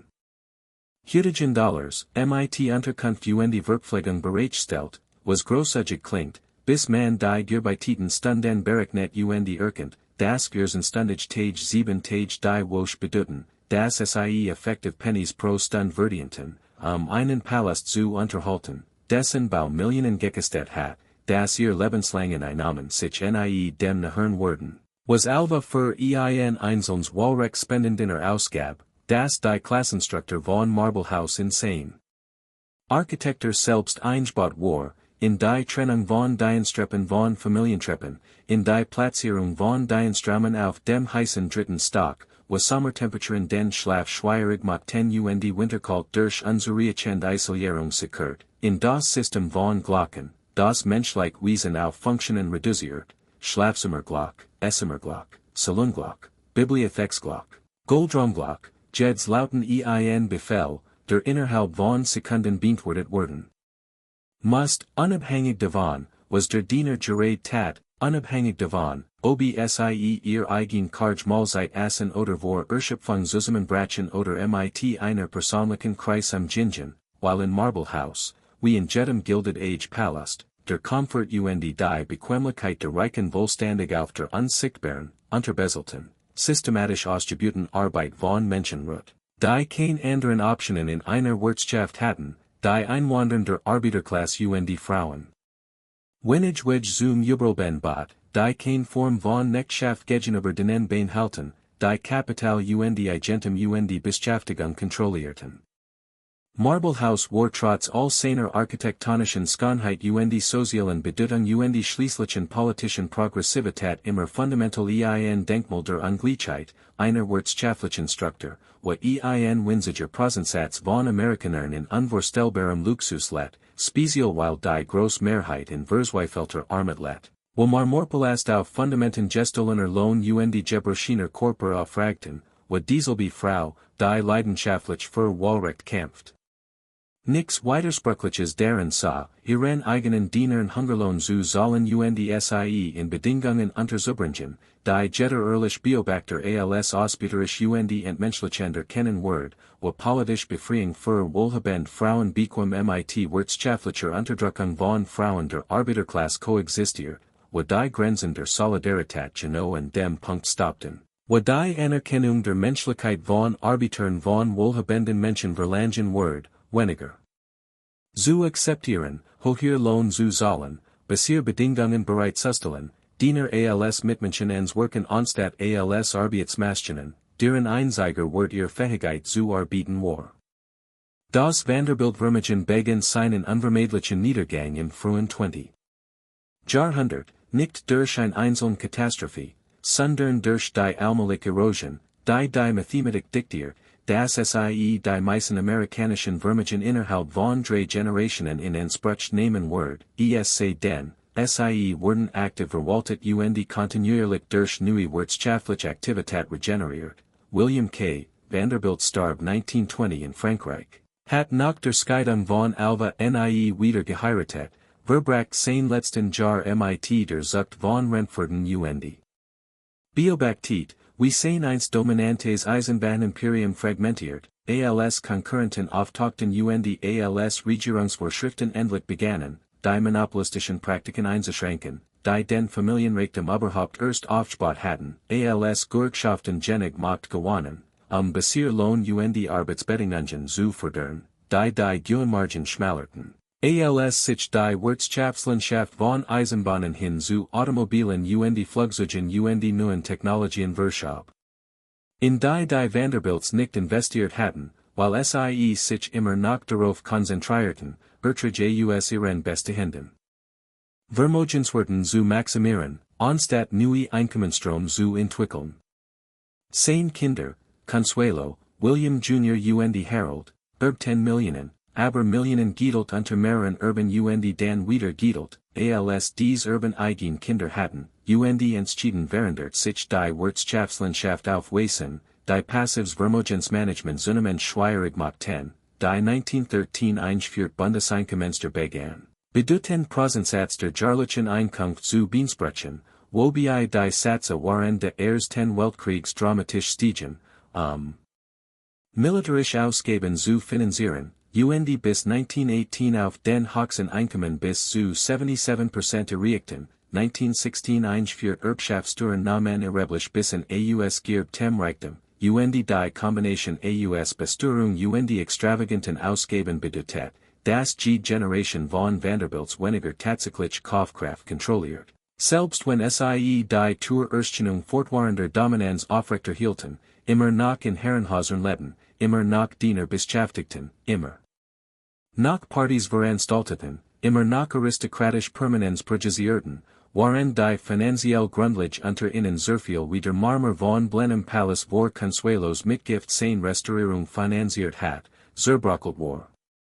Die Grosse Depression beschleunigt diesen Niedergang katastrophal, als der Aktienmarkt im Oktober 1929 zusammenbrach, verwusste Familien wie die Vanderbilts, die sich von Eisenbahnen zu Finanzinstrumenten und Immobilieninvestitionen diversifiziert hatten, die plötzlich über nach enormen Wert verloren, die entdeckten, das Reichtum, der Solidskien, tatsächlich ziemlich zerbrechlich war, wenn sich die wirtschaftlichen Bedingungen dramatisch veränderten, die die Art von unternehmerischer Innovation entwickelt hatten, die neue Reichtumstrom hat schaffen können, das sich erschöpfend Eisenbahnvermögen zu ersetzen, weil sie dazu erzogen worden waren, Reichtum zu verwalten anstatt in zu generieren, Portfolios zu überwachen anstatt Gesellschaft aufzubauen, Position zu halten anstatt die Risiken einzugehen, die echt Reichtumsschaffung erfordert. Und plötzlich sich das Eisenbahngeld, das unerschöpflich Gestionen hat, doch als endlich, und die Herrenhäuser, die gebaut worden waren, zu Dorn, wurden unhaltbar belastungen, weiße Elefanten, die Geld durch Grundsteuern konsumierten, die nicht sanken, nur weil das Familieneinkommen zusammengebrochen war, durch Unterhaltskosten für Marmor und Blattgold und aufwendig System, die spezialisiert Handwerker erforderten, durch Personalgilter, die nicht mehr gerechtfertigt werden konnten, als das Einkommen, sie zu unterstützen, verdampft war, aber die nicht vollständig eliminiert werden konnten, ohne zuzugeben, dass die Familie auf hart Zeiten gefallen war, ohne die Erstgenannten zu opfern, die sie angeblich von gewöhnlichen Menschen unterschieden, die Depressionscharten erlebten. Newport selbst verwandelt sich waren dieser Zeit, die Sommerkolonie, die einst ausschließlich die Domain wohlhabender Familien gewesen war, begann sich für Touristen der Mittelklasse zu öffnen, die Eintritt sollten, die Herrenhäuser zu besichtigen, die sover wohlständig privat gewesen waren, die alte Guard starben wieder oder zog zu exklusiveren und privateren Enklaven Orten wie Palm Beach, wo sie Distanz zu den Massen halten konnten, und die Marmorpalast, die als Festungen der Exklusivität gedient hatten, wurden zunehmend anachronistisch, Relikt einer Ära, die der erste Weltkrieg und die Depression politisch unhaltbar, wirtschaftlich irrational und moralisch peinlich gemacht hatten, schließlich, wie konnte ihr Gentleman rechtfertigen, in einem 50-Gramm Marmorpalast zu leben, dessen Unterhalt Millionen kostet. Als Brachlangen sich über Blocks in amerikanischen Städten erstreckten, als die Arbeitslosigkeit 25% erreicht und die Familien ihr Häuser verloren und die Kinder. 110, als dasselbe wirtschaftlich System, das die Vanderbilts und ihr Kollegen bereichert hat, auch Diocese Weitverbreitet Leiden verursacht hat, und die Mythologie de self-made man und der niederlichen Aristokratie, die einst Roboter Exzess entschuldigt hat, nun angesichts de kollektiven wirtschaftlichen Zusammenbruchs obsen außer, der Entfalt, wie miteinander verbunden das Gesamtsystem war. Wie die Prosperität der wenigen immer von der Ausbeutung der Vielen abhängig gewesen war, wie unhaltbar das gildet. Age Modell die ganz Zeit gewesen war. Alva Vanderbilt Belmont starb im Januar 1933 in Paris im Alter von 80 Jahren, nach dem sie lang genig Gillette hat, zu sehen, wie Frauen endlich das Wahlrecht mit der Ratifizierung de 19. Zusatzartikels im August 1920 gewonnen, ein Sieg, auf den sie hingearbeitet hat mit derselben heftigen Entschlossenheit und die strategischen Brillens, die sie einst eingewandt hat, die Newport Gesellschaft zu erobern, sich selbst transformiert haben von Sozialaufsteigern zu politischer Aktivisten zu alterer Staatsfrau der Wahlrechtsbewegung, die letzten Jahrzehnte ihres Lebens damit verbracht haben, für ein Sach zu kämpfen, die großer als persönlicher Fortschritt war, obwohl.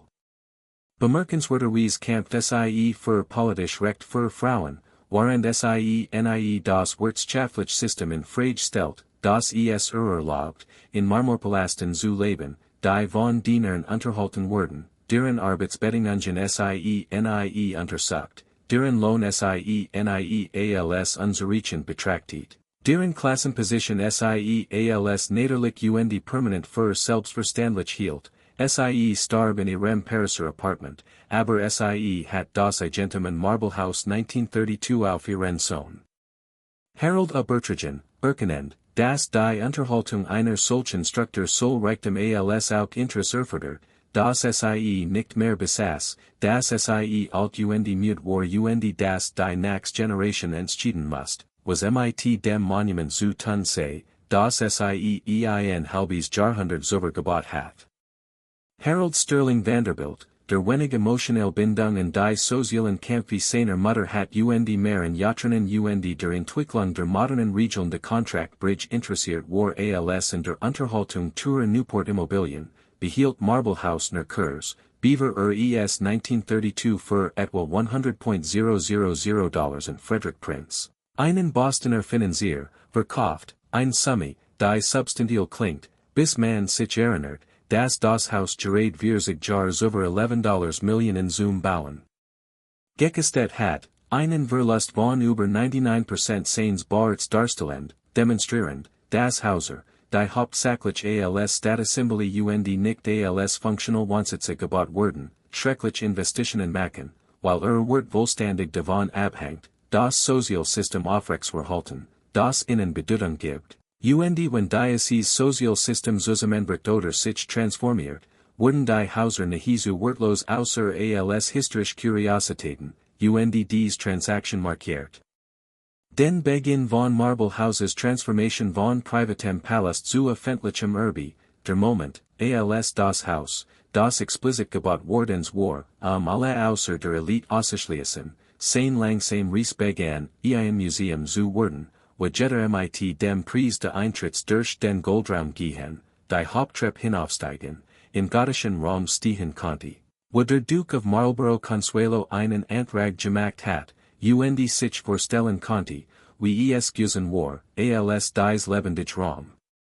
Waren und nicht historisch Ausstellungen, als Diener durch versteckt Passagen eilten und wohlhabend Menschen Aristokratie in Rahmen offerten, die speziell für dies Offerung entworfen waren. Frederick Prince's family unterhielt Marblehaus durch die 1930er, 40er und 50er Jahre, aber die Ökonomie ergab in der neuen Realität der Amerika der Mitte 20. Jahrhunderts nie einen Sinn, die Grundsturen allen konsumierten substantiell Einnahmen, die Unterhaltskosten für ein Struktur, die mit Materialien. Gebot war, die spezialisiert Fläche forderten, bedeuten, das jedes Jahr, in dem das Haus existiert, mehr kostet, als möglicherweise zurückgeben konnte, sei denn, wird kommerzialisiert,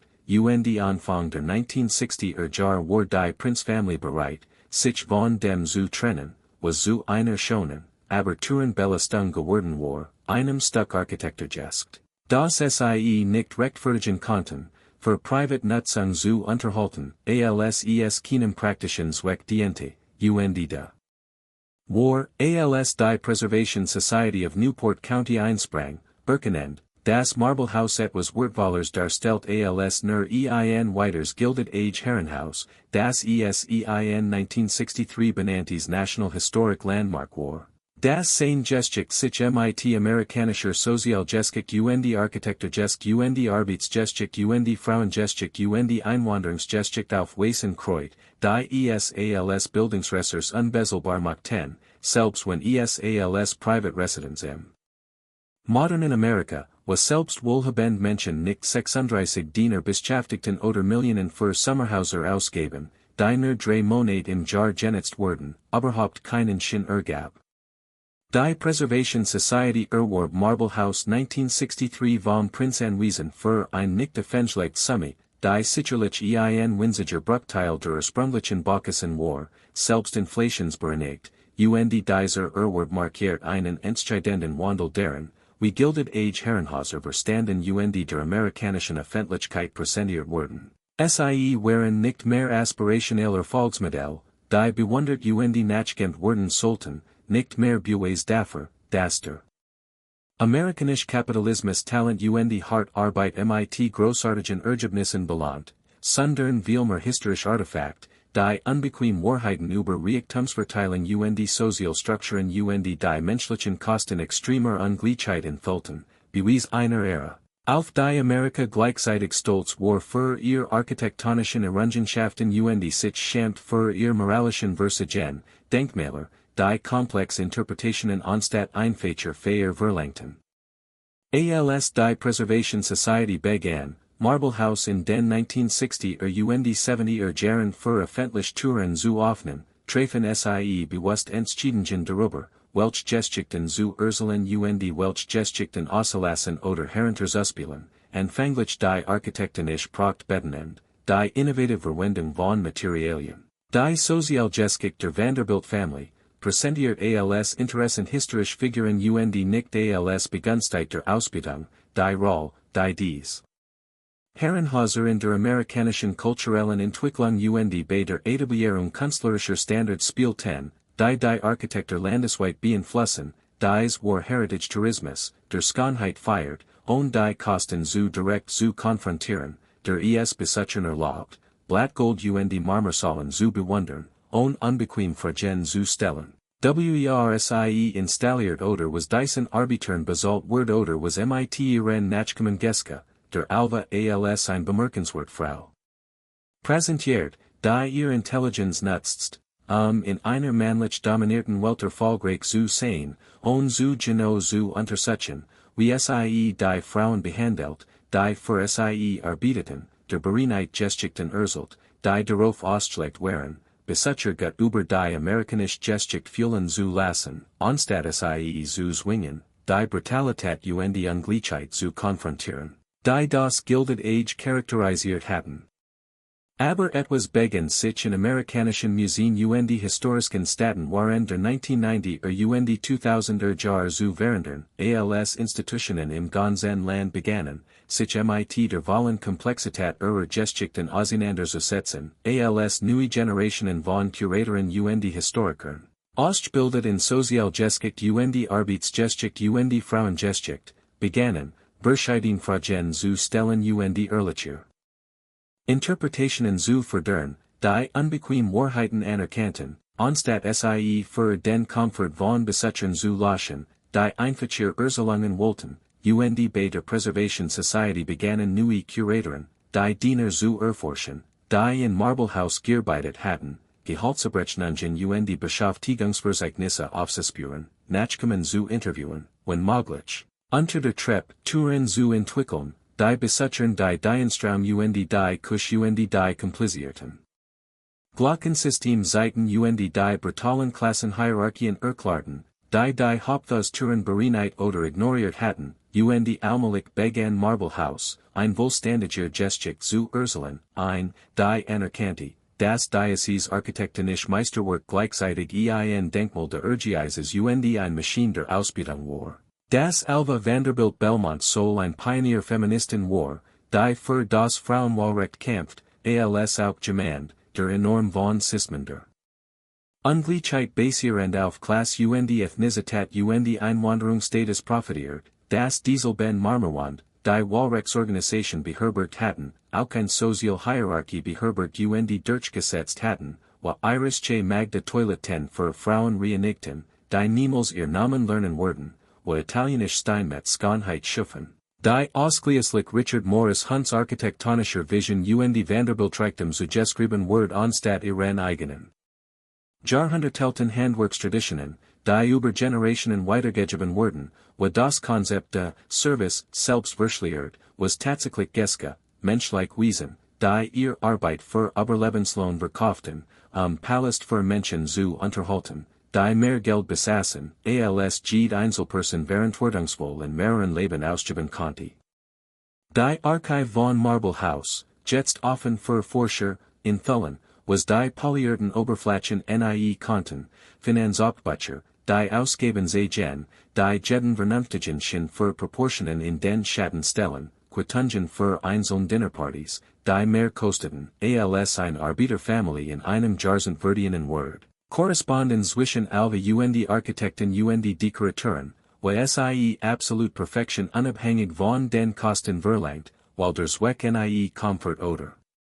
Schönheit ihrer selbst willen war, sondern vielmehr Offerung, die Schaffung einer Benenkulis, die so überzeugend war, dass ihr sozialen Rivalen niederlich akzeptieren müssen, wo $11 Millionen für ein Sommerhaus ausgeben perfekten Schien ergab, while das, was tatsächlich kauft, Legitimität die Macht war, die weit mehr wert waren als das ausgegebene Geld. Aber die Archive enthalten auch die Namen von Dienern, wenn Forscher tiefgängig graben, Fragment, die ihr Herkunft slander. Manchmal Alter ihr Lohn auflisten, die skeletartigen Fakten von Leben, die ansonsten vollständig offiziellen Geschichten gelöscht wurden, dies Fragment erlauben Historikern, das Paralleluniversum zu rekonstruieren, das innerhalb der Wände von Marble-Haus existiert, die versteckte Bevölkerung, deren Arbeit Eleganz möglich macht, deren Erschöpfung der Preis de Mussegangs war, deren Unsichtbarkeit erforderlich war, damit die Fantasie funktioniert, deren Geschichten systematisch unterdrückt wurden, damit nur die Vanderbilterzelung überlebt. Jungstverschung hat auch Consuelos Geschichte weniger romantischem Glanz mehr brutaler Ehrlichkeit untersucht, ihr dem Duke of Marlborough war zutiefst hat zwei Sohn, die verzweifelt zu schützen versucht vor der emotionalen Grausamkeit Kult ihres Vaters, let im besendlichen als Gefangen im Blenheim Palace. Wo der Duke jeden Aspekt ihres Lebens kontrolliert Geld als Waffe benutzt, Dominanz aufrechtzuerhalten, 1921 entkam Schließlich durch Annulierung, Prozess, der Erfordert, dass ihr Mutter Alva öffentlich besucht, das Ihr Tochter gegen ihren Willen in die Ehe gezwungen hat, Geständnis, das zerstört, was auch immer von Alvas Ruff als Leben Mutter übrig blieb, die transactional Natur de Gilded Age Dynastieaufbaus öffentlicher Prüfung aussetzt, Consuelo errichtet 1921 Ernia Jacques Balsan, einen französischen Flieger Geschäftsmann, den tatsächlich liebt. Verbracht ihr späteren Jahr in Frankreich lebend, so weit von Marble-Haus entfernt, wie die Geographie erlaubt, mit. Bittere Klarheit verstehend, dass der Palast, der Gebot Wardens war, ihr Family zu verherrlichen, tatsächlich Gefängnis gewesen war, dass der Sozial Triumph, den ihr Mutter arrangiert hat, Consuelo ihr Jugend ihr Autonomie fast ihren Verstand gekostet hat, das die Warung von Marblehaus niemals nur Geld gewesen war, sondern menschliches Glück. Gemessen in Tronen und Schlaflosen Nachten und Jahrzehnten unglücklicher mit einem Mann, der als nix mehr als ein amerikanisches Scheckheft in einem schonen Kleid sah, der für ihr Mitgift geheiratet hat und der kein Wortschung von Zunigung macht, sobald die Transaction abgeschlossen und das Geld übertragen war. Gut funktioniert Marblehaus als Spiegel, der Zurück reflektiert, was auch immer zeitgenössisch Besitzer ihm mitbringen, und was sehen, in tholte benso viel über aktuell wird und bedenken wie über gildet age gesticht. Einige Besitzer konzentrieren sich hauptsächlich auf die architektonische Leistung, bewundern die Art, wie Richard Morris Hunt europäisch Präsidenzfall in etwas unverwechselbar amerikanisches synthetisiert, die technische Meisterschaft, die erforderlich war, mit Marmor in diesem Maßstab zu arbeiten, die künstlerische Vision, die 50 Raum in ein kohärent ästhetisch Aussage Varianti. Wajette Raum die anderen unterstützt, einen überwältigenden Gesamteffekt zu schaffen, und dies. Interpretation ist legitim, hier gibt es echt Schönheit, echtes Handwerk, echt menschliche Kreativität, die Anerkennung verdient, selbst wenn wir das wirtschaftliche System kritisieren, das möglich macht, selbst wenn wir darauf bestehen, auch die Geschichten der italienischen Handwerker zu urteilen, deren Fähigkeiten Hunts Vision real machten. Andere Besitzer konzentrieren sich auf Alvas Geschichte, seien als Protofeministin, die einzigen Werkzeug nutzt, die in einer zutiefst patriarchalischen Gesellschaft zur Verfügung standen, Geld und Sozialverbindungen und architektonische Zerschaustellung, Macht zu akkumulieren, die Frauen systematisch durch formelle Kanäle verweigert wird, die dann dies Macht nutzt, für Wahlrecht zu kämpfen und Frauengleichheit zu unterstützen, die sich von Gesellschaftsgastgebern zu politischer Aktivisten auf Weisen verwandelt, die Einfächerselung von gilded age Frauen als decorative Accessoires männlichen Reichtums komplizierten, und dies Interpretation hat auch Gültigkeit, Alva war mehr als ein Sozialaufsteiger, besaß echt intellektuell Neugier und politisches Engagement, das sich in echter Arbeit für das Frauenwahlrecht manifestiert, Arbeit, die bedeutungsvoll zur eventuellen Verabschiedung der 19. Zusatzartikels Beitrag, Arbeit, die die amerikanische Demokratie zu transformieren, obwohl ihr eigenen Klassenvorteil deren hinterten, ihr Sorg Gleichheit über die Grenzen wohlhabender weißer Frauen hinaus ausüben. Aber die unbequemste Wahrheit, die Marblehaus enthüllt, die Einsicht, die im relevantessen bleibt für zeitgenössische Amerikaner, die in unserer eigenen zweiten gilded age leben, wo Reichtumsungleich die Niveaus der 1890er Jahre erreicht oder überschreitet, ist dies. Schönheit und Ausbildung sind kein Gegensatz, sind oft auf Weisen verwoben, die moralisches Urteil komplex und unbequem machen, die exquisitesten Errungenschaften der menschlichen Zivilisation heben häufig auf Fundamenten von Leiden und Ungerechtigkeit geruht, und were.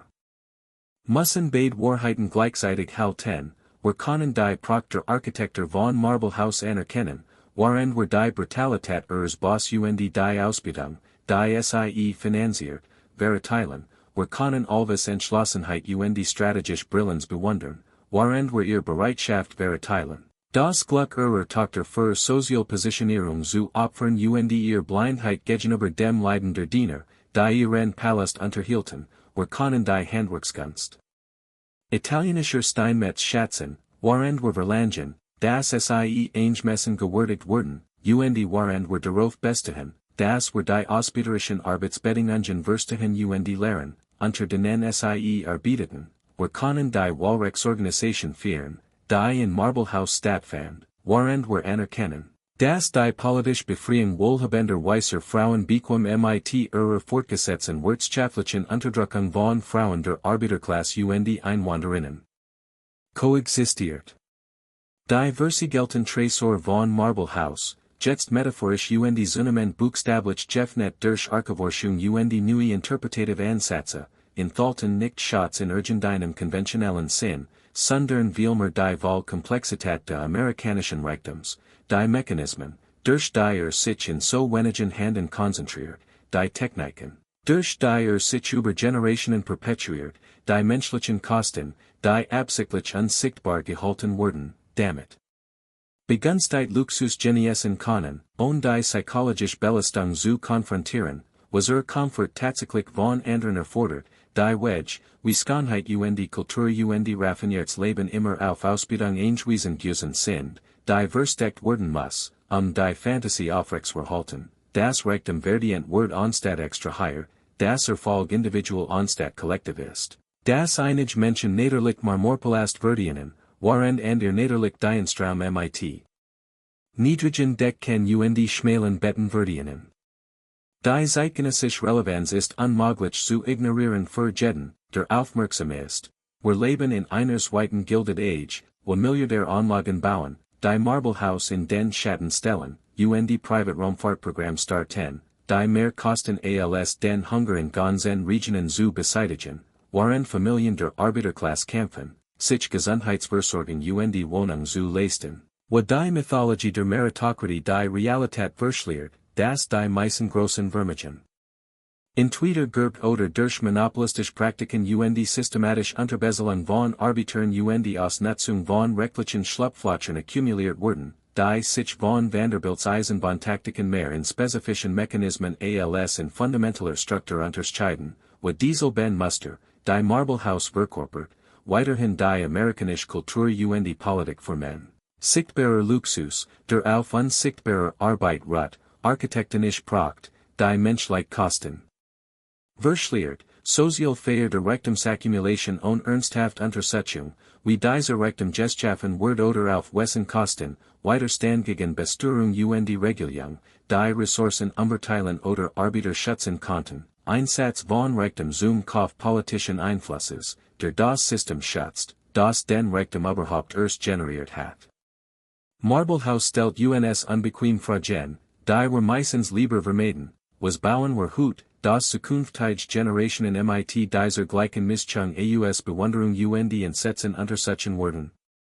Welch Denkmäler der Reichtums bauen führen wir, die unsicher Nachkommen in Museen verwandeln versuchen werden, als Artefakt einer Zeit zu verstehen, in der wirtschaftlich Ungleichheit nederlich unvermeidlich skien anstatt konstruiert durch spezifisch politische Entscheidungen Sozialstrukturen aufrechterhalten, die anders sein konnten. Welch Geschichten erzählen wir jetzt über Erfolg Leistung. Meritokratie, die Beiträge das Leiden derer laschen, deren Arbeit komfortabel leben für die Reichen möglich macht. Am entschiedensten, was wird sich ändern, wenn wir wirklich alle Tresor öffneten, wenn wir auf vollständige Transparenz darüber bestanden, wie Reichtum akkumuliert aufrechterhalten wird, wenn wir verlangten, das Jede Feier von Milliardären mit umfassender Rechenschaft über die Arbeiter, die dies Vermögen schaffen, die Gemeinschaften, die ihr Gesellschaft storten, die politischen System, die Geld versert, einherget, wenn wir weigerten, Marmorpalast zu bewundern, ohne gleichzeitig Gerechtigkeit für diejenigen zu fördern, die sie boten. Marblehaus steht auf den Klippen von Newport, sein Blas Steinfassade im Wesentlichen unverändert seit dem Tag, an dem der Bau 1892 abgeschlossen wird, der Marmor so perfekt jetzt wie damals, weil Marmor nicht auf die Weiss altert, wie organische Materialien altern, nicht auf die Weiss verwittert, wie die meisten Baumaterialien verwittern, besteht, was genau das war, was Alva wollt, Permanenz in Stein, while Permanenz in sozialer Position sich als schwer fassbar egal wie viel Geld sie ausgab oder wie viel strategische Hen sie arrangiert oder wie viel Walrechtskungspungen sie veranstaltet. Das Haus, das gebaut wird, das Vanderbilt Vermögnis zu versiegeln zu sichern, enthält stattdessen sein tiefgreifenden Begrenzungen, das Vermögen zerstört sich innerhalb von 3 Generationen, genau wie die meisten amerikanischen Vermögen trotz der besten Bemühungen von Treuhandern Finanzbehörden tun. Der Familienname überlädt hauptsächlich in Verbindung mit diesen architektonischen Überresten mit Business School Vollstudien über dynastische Vermögenserosion mit warnenden Geschichten über die temporäre Natur selbst der großen Vermögen, die aufwendigen sozialen Strukturen, die Alva so verzweifelt hart zu dominieren gekämpft hat, haben sich selbst über die Anerkennung hinaus verwandelt, die Vierhundert. Mrs. Astor's Ballsaal die Gesamtkompliziert Offerung der Gilded Age Gesellschaft erscheinen jetzt so archaisch unverständlich wie mittelalterlich Hoftikeit, nur noch relevant für Historiker Kostendrama produzenten, die Versuchen, ein Welt nachzubilden, die nicht mehr existiert. Was besteht, ist das Gebäude selbst die Geschichten, die es erzählt, wenn wir mutig genug sind, die vollständigen Versionen zu hören anstatt Bereinheit zusammenfassen, wenn wir bereit sind, durch den Goldraum zu gehen nicht nur temporablen Schönheit zu sehen, sondern auch die Accumulation von Lohnen. Die von Eisenbahnarbeitern gestelen in Oberflächendekoration verwandelt wurden, wenn wir im gottischen Raum stehen verstehen können, dass dies der Ort war, wo ein Aktienjähriges Mädchen unter Druck gesetzt wird, einen Antrag eines Manns anzunehmen, den sie nicht liebt, als Teil einer Transaktion, die Restauration eines englischen Palasts finanzieren wird, während ihr Chance auf persönliches Glück zerstört wird, wenn wir dies engen Stilen die Streppen hinaufsteigen erkennen können, dass Architektur niemals neutral ist. Dass die Platzierung einer Treppe die groß eines Schlafzimmerfensters die dick einer Wand, die Dienstraum von Familienraumen trennt, moralisch Aussagen darüber macht, wessen Komfort sollt wessen nicht, wessen Leben wird hat wessen entbehrlich ist, die sichtbaren Raum bewohnen darf, wo geschick gemacht dokumentiert gefeiert wird, der unsichtbaren Maschinerie zugewiesen wird, die dies sichtbaren Offerungen möglich macht, aber niemals anerkannt werden darf, weil Anerkennung die Fantasie untergraben wird, dass das Leben wohlhabender Menschen irgendwie niederlich. Oberlegen ist anstatt künstlich durch Ausbildung anderer konstruiert, sobald wir anfangen, Marblehaus auf dies Weiss zu sehen, sobald die Tresor wirklich geöffnet sind wir alles untersuchen, was sie enthalten, anstatt nur die schonen Objekt, die uns über amerikanische Errungenschaften fühlen lassen, können wir es wieder auf Dieselbe Weiss sehen, können den Marmor bewundern, uns daran zu erinnern, in Schnitt unter welchen Bedingungen, können über das Blattgold staunen, zu berechnen, was sonst Diocese Geld hat kaufen können, wenn andere Wertsehnzuweisung regiert hatten, können durch dies praktischen Raum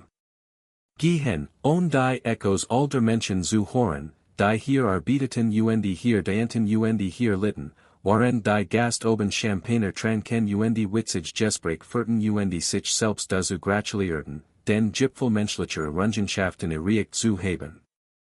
Die Versigelt Schatzkammer von Marblehaus wird geöffnet, nicht durch Urgendien dramatisch enthüllen, sondern durch Jahrzehnte geduldiger wissenschaftlicher Arbeit, durch Archivforschung, die Fragment der Leben von Dienern aus Beschäftigungsunterlagen Volksalungsdaten zusammensetzt, durch neue interpretative Rahmenwerk, die darauf bestehen, vollständig Geschichten zu erzählen anstatt bequem, durch Historiker Curatoren, die bereit sind, das Risiko einzugehen, wohlhabend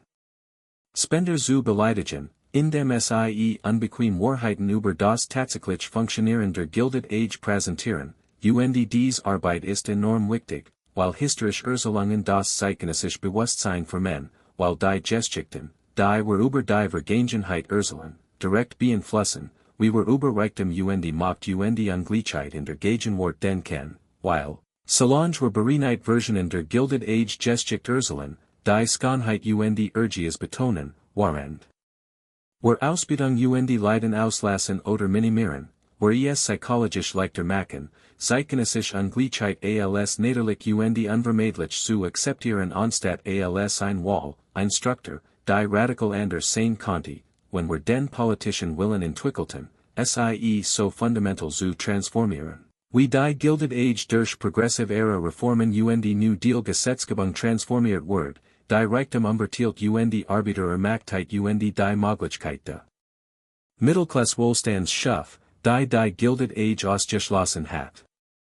Marblehaus ist nicht nur ein Museum, nicht nur ein schönes Gebäude, das man in einem Newport Sommernachmittag bewundern kann, es ist ein Warnung darüber, was passiert, wenn Reichtum sich auf extrem Grade konzentriert, wenn Sozialstrukturen systematisch den Komfort der Wenigen über das Wohlergehen der Vielen priorisieren, wenn Schönheit zur Rechtfertigung für Ausbeutung wird anstatt etwas, das aus Gerechtigkeit entstehen und für alle zugänglich sein sollte anstatt für diejenigen reserviert zu sein, die Eintritt zahlen können, wenn wir Denkmäler für individuelle Leistung bauen, und die kollektive Arbeit wirken, die dies Leistung möglich macht, und die Tausend von Handen zu würdigen, die tatsächlich schaffen, was wir der Vision einer Familie oder eines Architekten zuschreiben, und die Gewalt zu unterstützen, die das Kapital produziert, das den Bau überhaupt erst möglich macht. Die Tresors sind jetzt offen, die Archives sind für Forscher zugänglich, die vollständig Geschichte ist für jeden verfügbar, der bereit ist, über die polierten Marmoroberflächen und die Blattgolddecken hinauszuschauen, die Mechanismen darunter zu sehen und zu verstehen, und was dies vollständig Geschichte enthüllt, ist gleichzeitig inspirierend und entsetzlich. Zugnis menschlicher Kreativität und ein Chronik menschlicher Grausamkeit, Beweis dafür, was Menschen bauen können, wenn Ressourcen unbegrenzt sind, und auch Beweis dafür, was dieser Bau kostet, wenn Ressourcen so ungleich verteilt sind, dass einige Millionen besitzen, während andere nichts besitzen, ein Denkmal der Ehrgeizes und gleichzeitig ein Maschine der Ausbeutung, ein Palast und ein Gefängnis, ein Geburtstagsgeschenk, das wirklich ein Waff in sozialer Kriegsführung war, ein Haus, das mehr kostet, als Geld messen konnte, weil es Leben und Traum und Zukunft konsumiert, Marmorwand, die mehr als Stein enthalten, weil sie alle Widersprüche im Herzen der amerikanischen Geschichte enthalten, die unbequem Wahrheit, das außergewöhnliche Rungenschaft und systematische Unterdrückung in der Entwicklung dieser Nation immer verwoben gewesen sind, das die Fundamente der amerikanischen Wohlstands auf Hierarchien der Ausbeutung ruhen, die wir sagen wohlständig abzubauen, weil dies von wohlhabenden Menschen und comfortablen Menschen verlangen wird, bedeutend weniger zu akzeptieren, wird fundamental Strukturierung wirtschaftlicher Systeme fordern, die der Zeit den MIT Macht auf direkt Kosten derer ohne zugutkommen, wird die Art ehrlicher moralischer Rechenschaftslegung fordern über das, was unser Reichtum tatsächlich kostet und tatsächlich sollt, zu der die meisten von uns nicht den Mut haben, weil die Antworten Veränderungen verlangen werden, die wir nicht machen wollen, und bis wir diesen Mut entwickeln, bis wir wirklich bereit für dies Ehrlichkeit sind, bis wir bereit sind, wirklich jeden Tresor zu öffnen und alles zu konfrontieren, was sie enthalten, egal wie es uns impliziert. Wird Marblehaus weiterhin auf den Klippen von Newport stehen, schon und schrecklich, inspirierend und verurteilend, ein Spiegel, der zurückreflektiert, was auch immer. Wir mutig genig sind zu sehen, welch Wahrheiten auch immer wir endlich bereit sind wirken über amerikanischen Reichtum und amerikanische Ungleichheit und den Preis, der immer bezahlt worden ist und weiterhin bezahlt werden wird, damit einige in Marmorpalasten leben, während andere die unsichtbaren Raum bewohnen, wo die Maschinerie dieses Luxus von Menschen aufrechterhalten wird, die wir lieber vergessen werden.